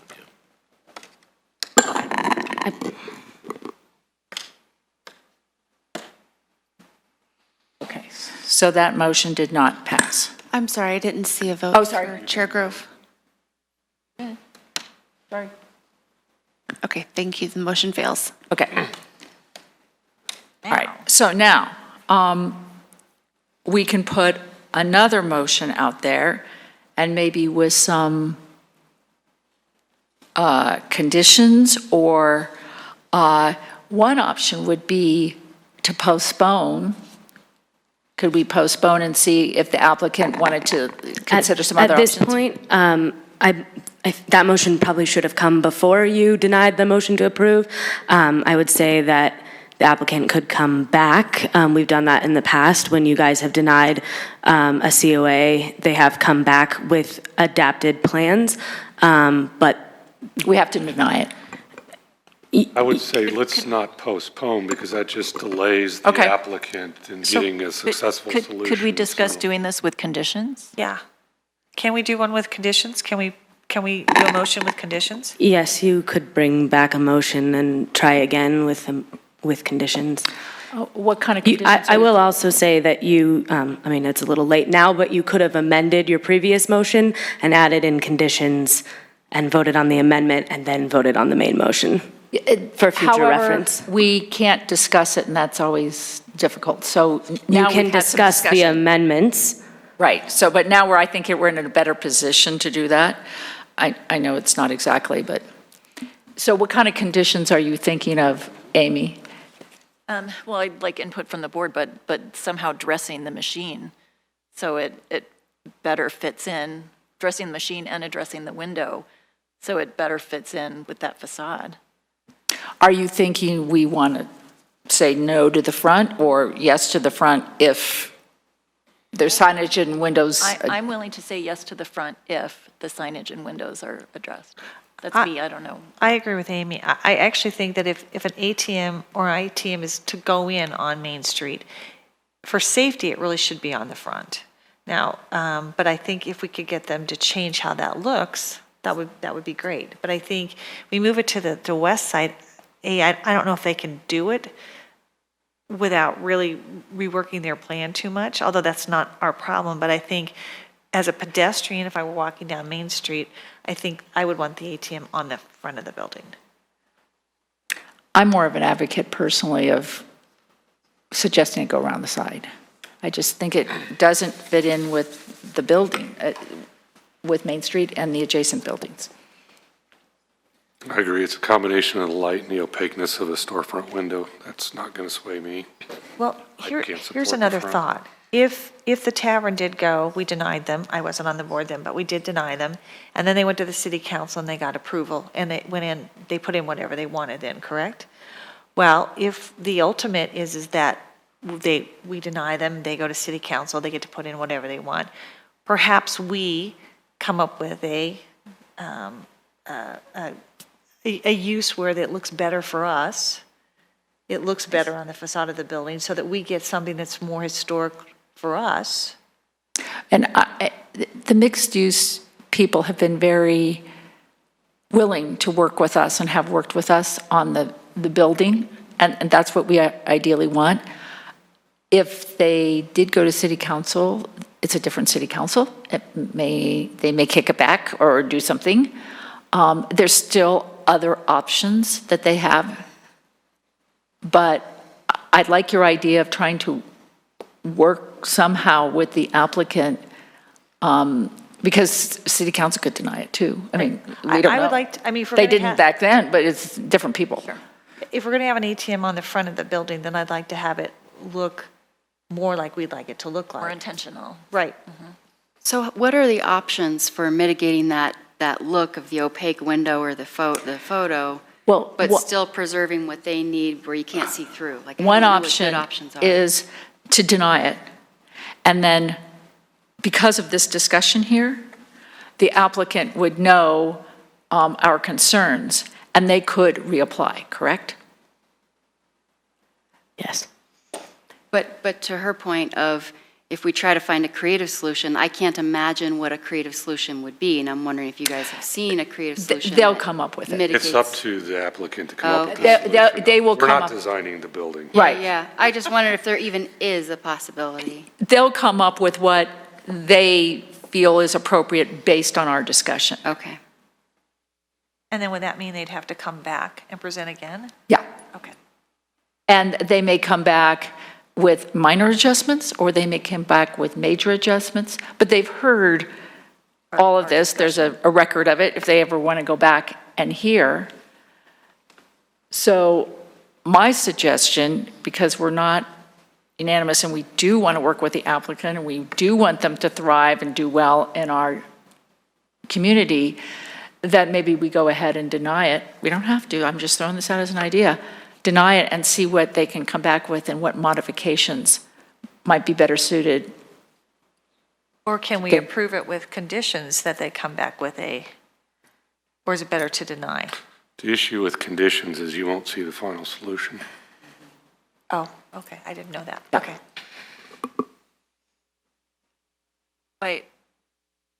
By the motion, because we defeated the motion to approve, do we need to have a separate vote to deny, or do we just? No, the motion would be the third one down. We would deny it, and we would have to tell them why. I think we have to list the things. We need to. We would deny based on, and the person would have to pick up what we talked about, lighting, incompatibility with the adjacent properties, and the window. That's what I'm hearing the key issues are. Window and consistency in decisions too, I think is a big issue. Okay, consistency decision. So, and maybe Paul, you would be the one to put that motion forward to deny with those lists, and then the applicant knows what they're working with. And then they can decide to move forward, they either come back to us or however they want to approve it. We hope they'll come back because we do want to work with them and get something that's satisfactory all around. So what do you think of that? Have we already denied the motion, though? We've already. No, we don't have a motion on the floor right now. The motion to approve failed, so now we need a motion to Do something different. else. Yes. That's to my resolve question. And what I'm proposing that we deny and list the conditions we just mentioned. So that it's not just denying it for no reason, it's very specific why we're denying it. So there aren't conditions in the motion deny necessarily, it would be the findings. So that would be sort of an explanation of the reason for denial. So it's a little confusing because a failure of a motion to approve isn't necessarily a denial, but it can sort of act that way. But if you wanted to be clear about why you were denying it, you could do a motion to deny. So you're saying we don't have to do a motion to deny? You don't have to, but I think The giving the applicant reasons over. will help the applicant move forward. I would agree, suggest I agree. Then, Paul, do you want to go ahead and? But does anybody else feel like they can capitalize the discussion? Okay. So what we came up with was the lighting is too strong. Is that the word? It's that panel, the signage. The signage is. The lighted signage. Can I just ask that if you are going to do this, make sure that you follow the structure of the motion that is in front of you to make sure that you list, when you're talking about the specifics of why you think it doesn't meet the criteria, that it lines up with the list. What do you mean, the list? And this, so see where it does not, does detrimentally alter. Oh, okay. Do you see what I'm saying? Just so that we have a clear findings in the record. So it's really number 3 here, and then the additional things that we talked about. So we have, if we want to be fair about it, we need to say that that's one of the reasons in addition to the other ones that we mentioned. So it'd be number 3. It's number 3. Yeah.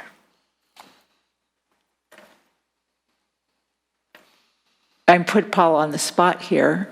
Does somebody else feel more comfortable? I'm just going through all the, Okay, yeah, because the other ones don't apply.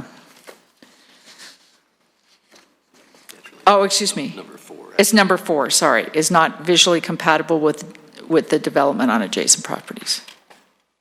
What about number 3? I think it's number 3. 3? I think number 3. It's the finish and the material. There's not a historic structure on the property, Kim. That's why that doesn't Yeah. apply. Okay, yes, you're right. Thank you.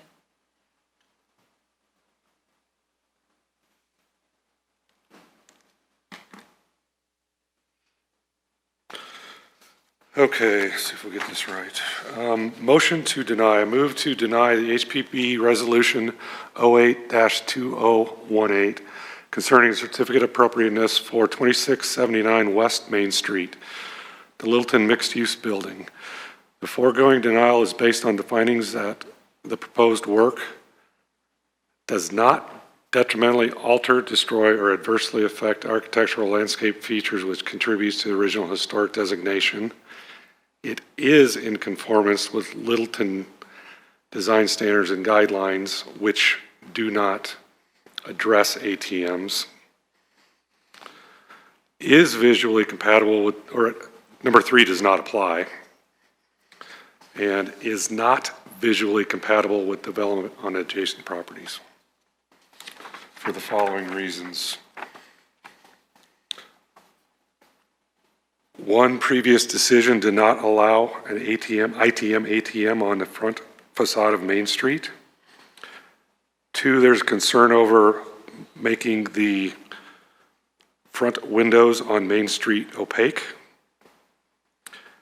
And number 3, concern over the lighting on the ITM. Do we have a second? I second. Okay, so if you vote yes, you're approve the denial, your motion is denial. So why don't we go ahead and vote? Chair Grove, I know that you had some discussion outside of the motion, but would you mind discussing so that we have a little discussion on the motion? I'm not clear. Why discuss the motion on the floor? Basically, she wants us to talk about the motion I just put out. Because we had our discussion before the motion. Okay, so is there any discussion on this motion? In terms, do you, Just start and run down. So I think the rationale behind this motion is to try to reach a point with this ATM that the dressing of the ATM and the window that surrounds it is visually consistent with the historic district. While being on the front of the building. While being on the front, the Main Street south-facing facade. So we're trying to balance the needs of the business with the needs of the historic district. and I'd go a step further that I think it's on the front is not appropriate. And I feel sort of compelled to be consistent with my earlier vote, but I will say that I am bothered by or concerned with the visual compatibility of that window film or image on the front. So I'll be happy to see a creative solution there, hopefully. Anybody else want to say anything? I just believe there's another solution out there. While it may not be the most ideal one for the tenant, I think there's a good compromise that we can come to here. I don't deny ATM as part of your business. I think it needs to be there, should be there. But I just think we can come up with a good balance here. Yeah, I'm hoping the applicant will come up with a different solution. Okay, anything else? Is that good? All right, you want to go ahead and vote?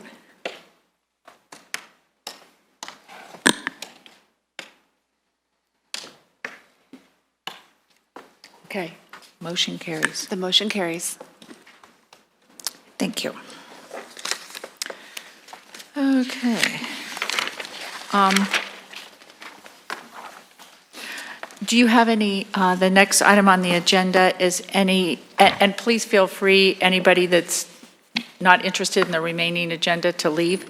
Do you have any comments or reports for the official part of the meeting before we adjourn to a study session? Yes, I would like to say that we will have no additional public hearings beyond the one that's possible now with the denial of this application for January, the January meeting.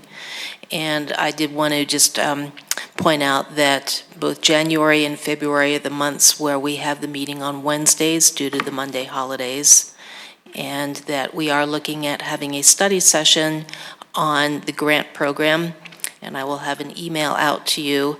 And if there are items that you would like to see discussed, potentially changed for the 2019 program, you can give them ahead to me, and I can include it in a staff report, and I may have some of my own as well. Do we have, if we have the grant program from last time, but maybe not everybody does, is it on the website? I can include all of that. Yes.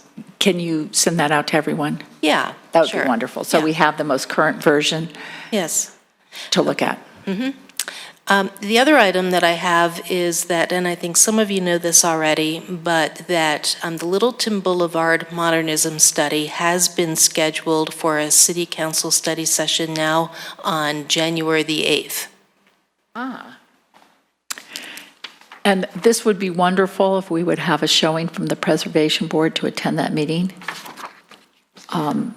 so they know we're interested in history and what's happening to Littleton Corridor.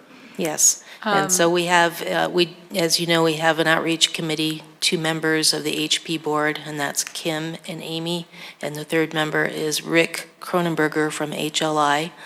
And so we hope that the outreach committee can make it if they can, and that any of the other HPB board members can have an opportunity to sit in that room as well. If you can't, of course, there's always the video to watch. Now, there won't be a speaking opportunity for the outreach committee or the board members, but staff will make a short presentation, and our consultants who worked on the survey will make a short presentation, and the video that was recently completed will be debuted at that meeting. Thank you. Andrea, first of all, the video is great. Oh, it's Everybody awesome. watched that. It's just really, really cool. Who knew? And when is that meeting on January 8th, please? That's a Tuesday, and study sessions, like regular meetings, start at 6:30. Gotcha. And it will be in the community room next door. And our January meeting is on a Wednesday instead of a Monday? Yes, it'll be the Wednesday following the third Monday. Did you pass out that sheet to everybody? We have some additions to make to it, so we can get that out to you in an email. Oh, okay. Anything else for the formal part of the meeting before we adjourn to study session? All right, let's go ahead and adjourn the meeting this evening. The Monday, December 17th, 2018 HPV meeting is now formally adjourned.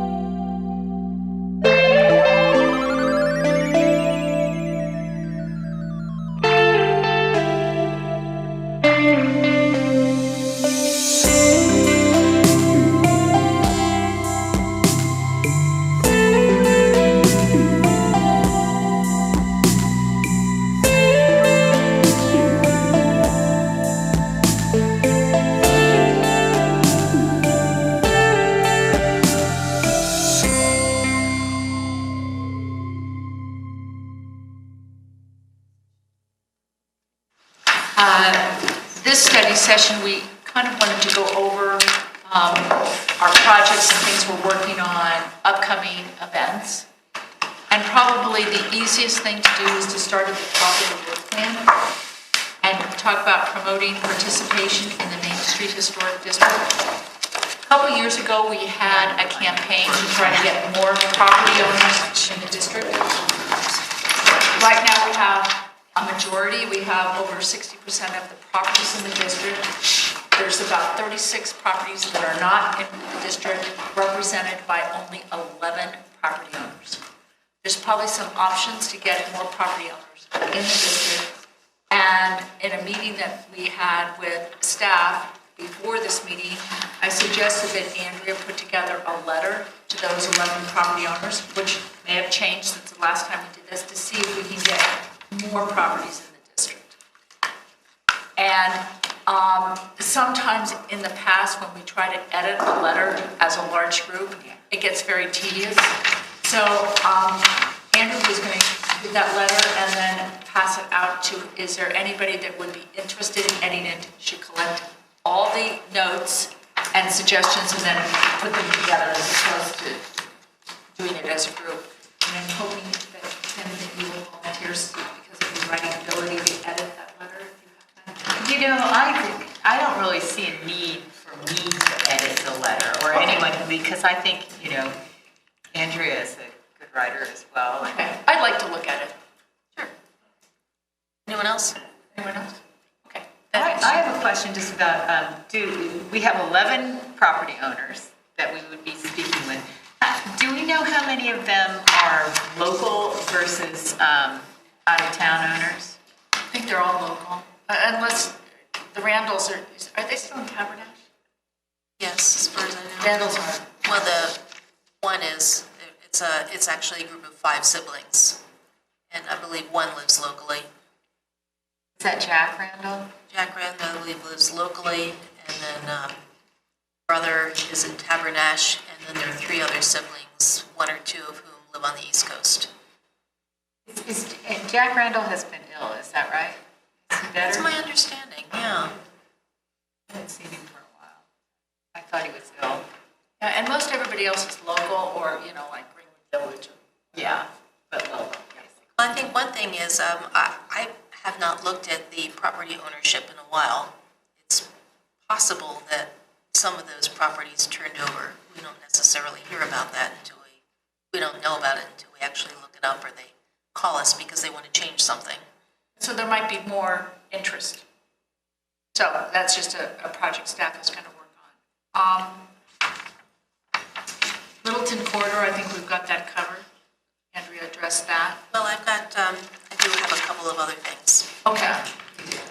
I wanted to discuss that we are moving forward, the outreach committee, and that we have had 2 meetings, and that we're looking at having our 3rd meeting and starting to get items done. And so far on our agenda, we're going to be working on a logo. And staff will be putting just ideas together just to get going on the conversation about what we want. And then the other thing is that there's going to be some active planning now to put together that first meeting with the property owners to celebrate the boulevard and the historic value that so many of those buildings have. So we have 2 outreach members here. I don't know if you have anything to add.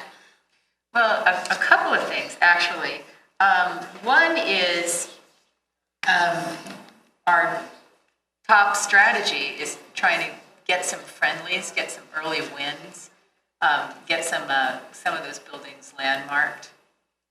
And then we have talked about kind of doing a little bit of education on this board because that stretch, that corridor, those buildings, they're relatively new compared to the stuff that we deal with in downtown Littleton. And in looking at those, evaluating them historically is a little bit different. There are some other additional challenges in there. And so there are opportunities for us as a board to kind of learn what some of those challenges might be and what kind of criteria we would be looking at for mid-century modern and buildings. And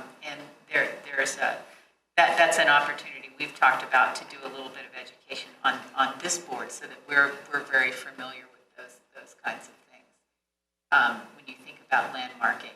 And we've talked about creating some kind of a district, but it would have to really be a cobbled together patchwork kind of district because it's just it's not a nice little stretch of road with buildings all along it. The continuity.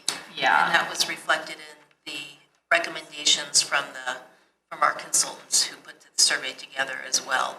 Yeah. But, Denver has a district where within a certain geographic area, there are a number of historic buildings. I think they're modern as well. And not enough continuity, but the city was able to individually landmark, work with the property owners, so that in a sense, you have kind of a district. It's a non-contiguous district. Yeah. And so there are some challenges and opportunities for historic preservation, just a kind of new way to look at it, specifically on the corridor. And it's a long-term process, not going to happen overnight, but it's nice to finally be in front of city council and get a little bit of daylight on this. Kim, are you talking about design characteristics for mid-century modern as opposed to historic downtown? Yes, design characteristics, also, some very specific issues that involve, I guess, adaptive reuse would. Functionality. Yeah, and some of the unique challenges, because these are working buildings. I mean, there are people that are it's not Colonial Williamsburg. You've got to keep tenants happy and run businesses and keep up with codes and all kinds of things with those structures as well as any historic structure. And they have some unique challenges. And then all the tax implications and the benefits that would come along with that kind of preservation. And it's kind of its own bear, if you will, and it comes with its own unique set of issues and challenges and opportunities. I think our main goal from an outreach perspective, we kind of have two things that we want to do. One is just build awareness and appreciation of what the city of Littleton has in that corridor. It's really a unique, it's an architectural gem, really. And we want to make sure that, the city, the taxpayers of Littleton, spent a lot of money on this historical survey. And we want it to be more than just oh, wow, that's kind of cool. Next. And we want to actually have this do something for the city and ultimately kind of be the spur for economic redevelopment in an area that needs it. I don't know if everyone has seen the actual physical copy. The outreach members each have a copy, and we're working to get copies right now into the library and museum. And if there's any other board member that would like a copy. It's wonderful. I would like one. Yeah. 3, 4, 5. Can you make one for everyone? It really gives you an appreciation of brutalism. Yes. It really We've heard a lot about that. I mean, who knew? I didn't even know You can recognize it wherever you see it. That's Yeah. right, I know. You just go right Where by is them that all the building? time. Yeah. Yep. Yeah, and I think you'll find the document is very nicely put together. Some wonderful photographs, and then we have this fun nice telephone book from back in the day. Yeah, they pulled some nice things from the Independent. Yes. City directories. Are we going to be, is HPV going to be invited to this meeting with the property owners? I would say so, yeah. That would be great. I mean, it would be nice to be invited. I don't know, it's schedules, but I would be interested in coming. Maybe there's some other. Yeah, as many friendly faces as we can possibly have. But the thought is to capture a couple of, kind of influence leaders that can evangelize the whole concept of historic preservation in the area. Do you have anything you want to add? Summarized it beautifully. Okay. Anything else on that, Andrea? That's it. Okay, going down to HPV and HLI. HLI has come to me and asked us, they want to have their awards, how they have awards for buildings. And we traditionally have worked with them in the past. And I volunteered to be on the committee, and I didn't know if anybody else wanted to be part of that. It's where we nominate a building or a person or something, and then we have an awards ceremony, usually in May. We talked to Andrea about maybe connecting it to some other city event. I don't know if that's going to work out. They're also looking at having it at the museum. And we had it before, and we had quite the turnout, and it would be really nice when we get a date if HPV members could come too and show support. Is anybody else interested in being on that committee? I'll help you. Okay, so I'll put Laura. I'll let you know. We're supposed to meet in January, Laura. Okay. I'm not sure the date. And then what I'll do on the side is get your availability, because you said you might be gone, some dates, and then mine and give them to Margie.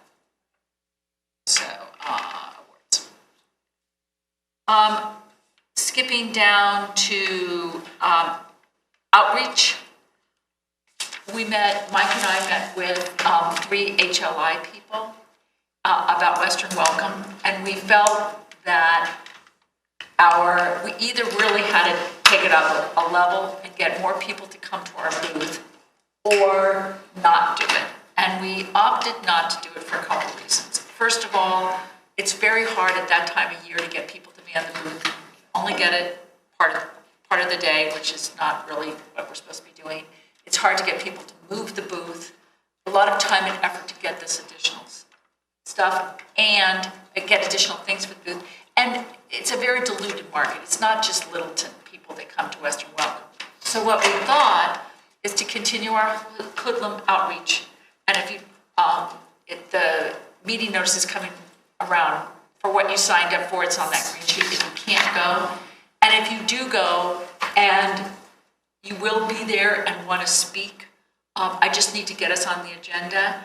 And what I suggest you can do, and I've gone so far to write bullet points if you want me to, is you just talk about grants that we've given out and what we've done with COAs and things like that.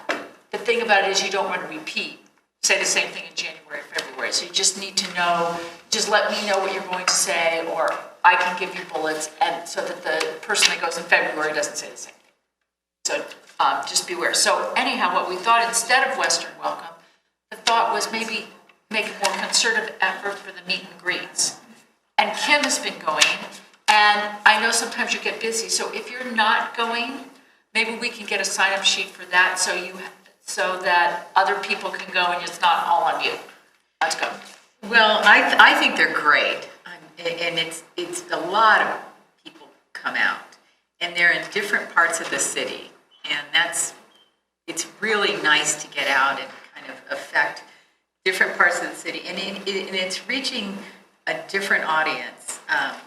We've got 2 audiences basically that we have to talk to. One is property owners and tenants essentially of downtown Littleton, people who make their money off of that, and the people in Littleton who would generally support historic preservation. And this is a fabulous opportunity and it's just absolutely no effort really, because the city is the one that sets everything up, and they're the draw that provides the pizza and the ice cream, and it really is like people, it's like trick-or-treating. They go around from booth to booth to booth and pick up little tchotchkes that the city provides very kindly, and it's just a great opportunity. Date's been set for 2019. I think that will probably come sometime in January. I'll let you know as soon as I hear. And what I'll do is I'll do a sign-up sheet. They're a lot of fun. For the meet and greets ones, and they're usually on the website, aren't they? Yes, they're on the website. Yeah, so I can just look on the website and put together a sheet like this. And then if we can do something, and maybe we don't get real grandiose, we have that nice board that attracts people with historic buildings. But if there's anything we can do, like, put together something like the alley before and the alley afterwards and how grant money helped, or a blurb about grants or something, HPV related, that would be wonderful. And that, again, falls on staff. Yep, that's fine. Okay, so your list is growing. Let's ask a question. So what were you talking about? Were you talking about a booth at Western Welcome Week, or? Sorry, we've confused. Oh, yes. I was confused. It's like you said no. We had a booth at Western Welcome, right, which we don't have. Right. Meet and greet is something different. Okay. I'm a newbie. They're really fun. The city does, I think there's 4 of them. One in each council district. Yep. Yes, and they're a couple of hours, and they're in a park, and basically all of city staff is there. In essence, if you have a question for the building department, Bemis Library, city council is there. The fire department has fire trucks. They've got bouncy castles for the kids, pizza and ice cream, and people really do come out for them, to meet city council, to, just find out what the city does. And they're really well attended, and they're just great opportunities to talk to people. And it's amazing what you hear about the appreciation of the community for historic preservation.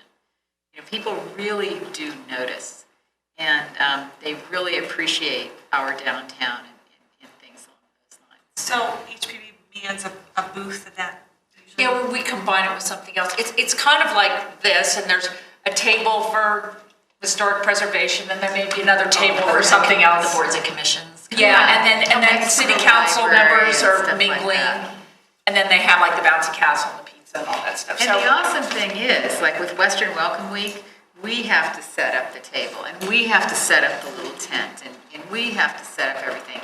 The city does all of it for the meet and greet and eat. We just basically show up. So it's like a mini trade show. Weeknight. It's a weeknight, okay. Yeah, like 4:30 to 6:30. Yeah, and they're real, And if you have a chance to stop time, by it's fun. it's good, or man a booth. Okay.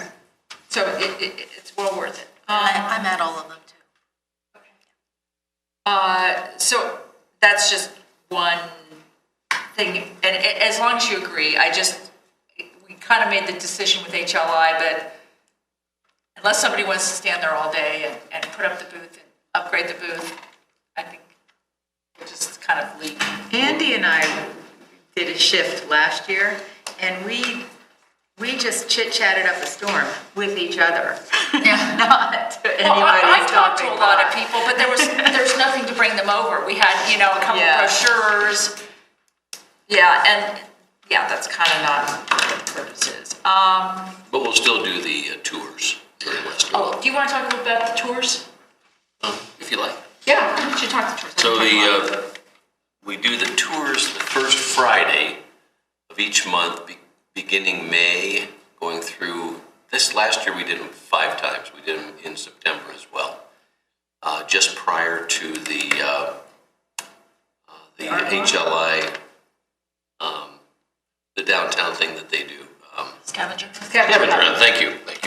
And then we also did a couple during Western Welcome Week, and they were extremely well attended, and I think very interesting for everybody. And Pam and Margie Clute have worked on the script, and it's very, it's about a 45-minute to an hour long.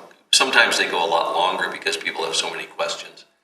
But I did 3 or 4 of them this summer, and Pam did some, and it's a really wonderful way to get the word out for historic preservation. And HLI was able to get a lot of new members that way too, because people get interested in historic preservation. So I think we're going to continue on this year. And I think we're going to add Dan Miller as another tour guide. Dan was on this board, and now he's on Planning Commission. And so, but he was a very good tour guide as well, and with a good architectural bent. So we should have enough folks to come out. But anybody who's interested in doing it or becoming a tour guide, feel free to come to a training, and we'll get you. Who are the tour guides right now? Right now, it's Pam, me, Margie Clute, Rebecca Cast, and Gail Keeley, and Dan Miller will be. So there's 6 of us now. Who's the last one? Dan Miller. Just because we needed a backup when one of us couldn't do it. And I highly encourage you to come out, come to the tour, and then think about it as if you want to become a tour guide. And the first step would be to shadow somebody. And you do get a script, and HLI is there with hostesses and brochures and sign-up sheets and signs and all that stuff. It's really well supported. They Yeah. got it really down to a And we've science kind of level. taken it up a level. We've got microphones now. So in the past, there were so many people they couldn't hear us, and now we can have one person, we can have 30 people in our group, and they can hear us. They're a little archaic, they come around your neck, and they're literally a boom box with a thing like this, but they work. Okay, so thank you, Mike. I don't know, one of the things we're looking at, seeing if City Council wants to meet with us. We don't know, it's kind of up to them if we have a joint meeting. We do have a joint meeting. In the past, we have done kind of a show and tell on what we're working on. They kind of give us some information, they ask questions, and then last year, we went to them and discussed the possibility of moving forward with an all-inclusive district, which they said that we could continue to explore, which is part of the comp plan. And I have been invited to be part, as chair of the Preservation Board, be part of the Envision Task Force, is that what it's called? Yes. Which is very exciting. There's somebody from every board, but it's very cool that City Council is including us, which is all wonderful. I don't know, was there anything else that we want to talk about? Was there anything else you wanted to mention? Oh, camp, Saving Places. Yeah, so we applied for a grant through the state this every year, and we got enough money from them to put the bill for 2 full registrations to the conference. The conference is the first week in February, Monday through Thursday. And I think the 2 biggest days are Tuesday and Wednesday. And the grant really encourages for board members that have not been to the conference before. And so Pam and I have talked about this, and we thought that it would make sense to offer it up to those board members that haven't yet been and see who can go. Now, we have early bird registration till the middle of January, so that gives us some time. But then there's also something called CAMP. That's an acronym, I forget what it stands for, but it's a full day and it's a very excellent training, specifically for reservation commissioners and staff. And I think a lot of people around the table probably have been to that before and gotten a lot out of it. And so if you're one of the 2 board members who does the registration, you can go to camp. In addition, if you're not one of those 2 and you want to do camp, it's only $40, and we can afford to pay that for any board member who wants to go on that day. Day is camp? Camp That is Wednesday. Wednesday? Yes, Wednesday. Well, and Paul, just so you know, their camp tends to be for brand new board members, but now our newer board members can take advantage of this whole Saving Places conference. But now they're having breakouts for people that are more familiar with preservation and are new to it. Right. So, for example, I've been to camp before when I first started, but now I'm going to go again. And you always learn something, even though you've been working with preservation for many years. So I'm going to put in to go for that Wednesday at minimum. I'm not a good candidate for the whole conference. And this time, it seems different. For the camp, they have almost 2 tracks where you can go to the beginner and the advanced. So that offers something new if you've already been. And as a new person and alternate for that matter, I'll throw out that I was able to fit it into my work budget, so I'm going for the whole thing. So that frees up a registration for somebody else. I would love to go. I can't go. My daughter's having a baby that week. I'm in charge of the other grandbabies. Oh. So I would love to go, but. So Amy, I don't know if you've been. I have not been, and I would love to go. I really only can commit for 2 days, though, Tuesday and Wednesday. I don't know if that's fine. Yeah, Somebody else that's can fine. go for more. No, we talked about you can't pass badge. In other words, I can't go for Monday. But I mean, if somebody instead of me who Well, can go for the it would entire. be you, Laura, and David would be, and since Andy's got her own, out of her own budget, because you've been, the rest of us have been. I think that, Amy, if you can only make it 2 days, that's really the meat of it, the Tuesday and the Wednesday. Okay. And then are you gonna ask David if he could go? Yeah, I'll ask David and see, and if he's unable to go, then we'll figure out who else might like to go. Okay, that's wonderful. Thank you. I mean, that's nice. Thank you. Well, this was the other thing I was going to say. Early bird registration is not until the middle of January, but camp fills up. So if you want to go to camp, sign up soon. And the way we've been doing it is that you sign up on your own and the city will reimburse. Oh. Whether it's camp or the full registration. Sign up for camp, okay. Where is that, Andrea, the sign up for camp? Is that under Saving Places as well? Yes, it'll be on the website, and I'll get some information out to you in an email just to double up on this information. Hopefully. Yeah, if you can give us a link to make sure we're in the right place. Because if I firm up her dates, I might be able to. Great. Okay. Yeah, if you could get us that link, just for the Saving Place stuff. Yeah, I'll see if I can reach David early in the morning, just so we know about that piece too. And also, we just looked really quickly, Amy and Kim, you're up this year for, it's the end of your term. So you have- Yeah, you have to reapply, 2019. I don't think that you're a year ahead of me. I think it is. I think you are. Up this It year, said Rebecca. 2019 on the thing. Do I have it wrong? Kim, it says 2019, it says 2019 for you too. Is that incorrect? A 2-year term. No, it's a, So that's I incorrect. started in spring 2017. Okay, so you have another year before you have to reapply. Okay, Check so on that, that must be an error. that must be an error. Okay, good. So Kim, and when is that? February? When you have to apply in January, I think? You have to go through the process again. By the end of January, I think, January 31st. And you also have to go through an interview. Yeah.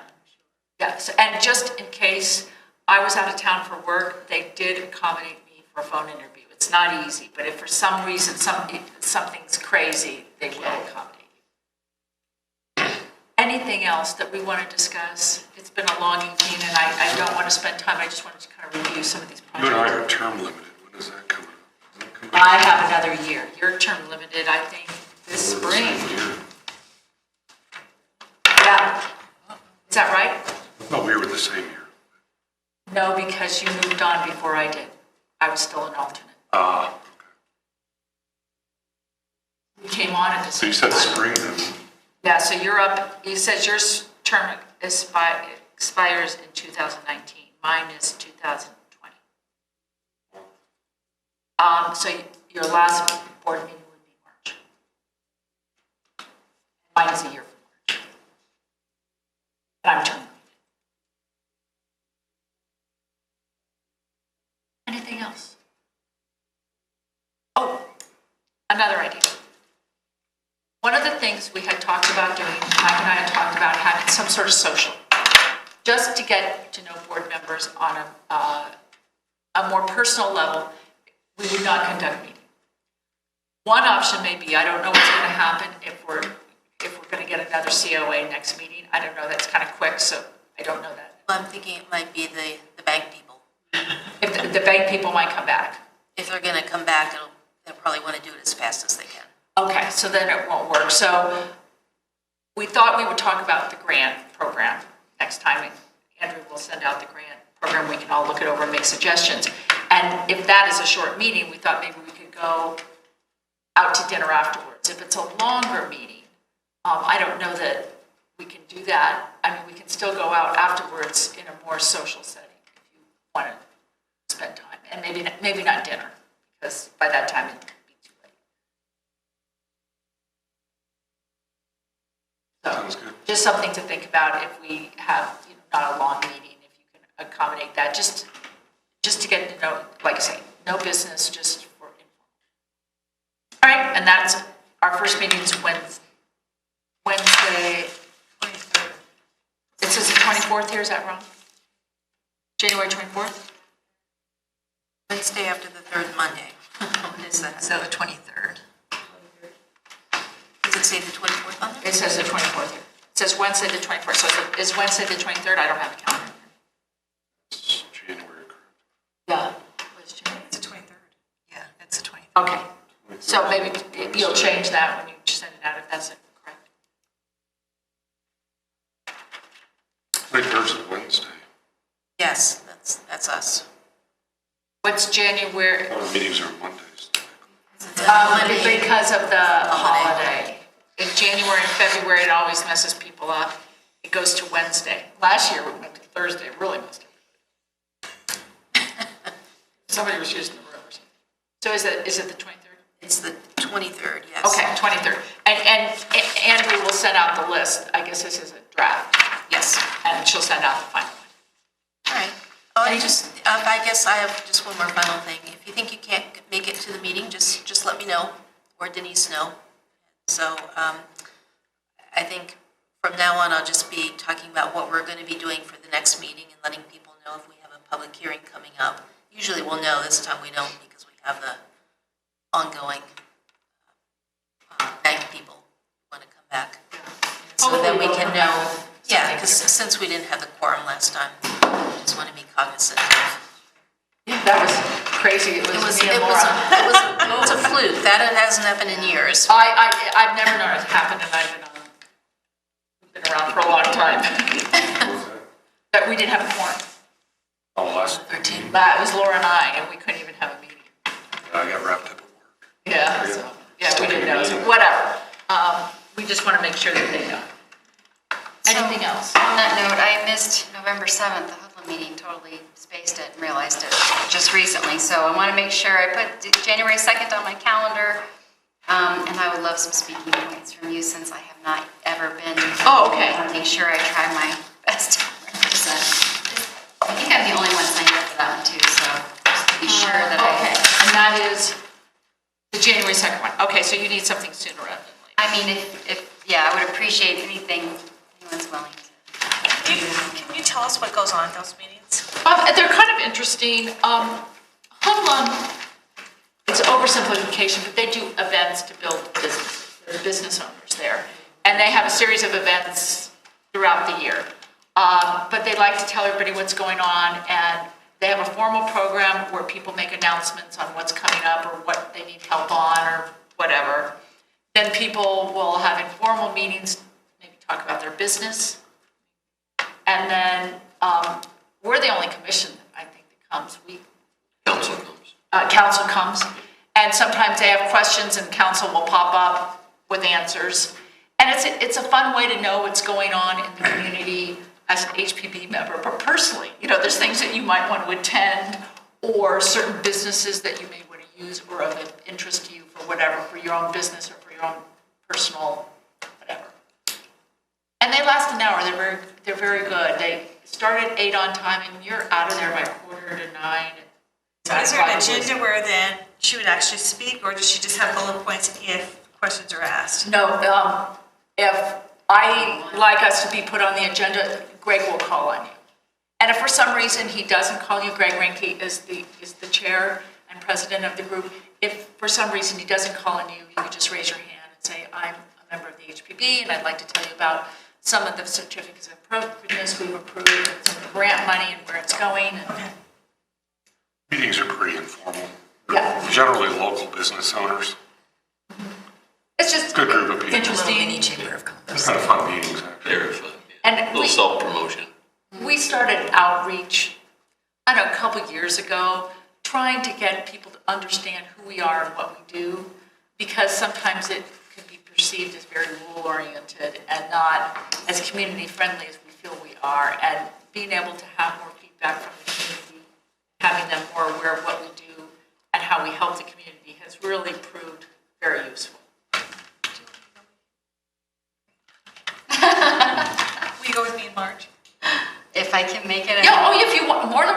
wants to go? I mean, there's no She's limit. going by herself and I'm going myself in March. It's like, So okay, we'll we're team up. newbies, we'll go together.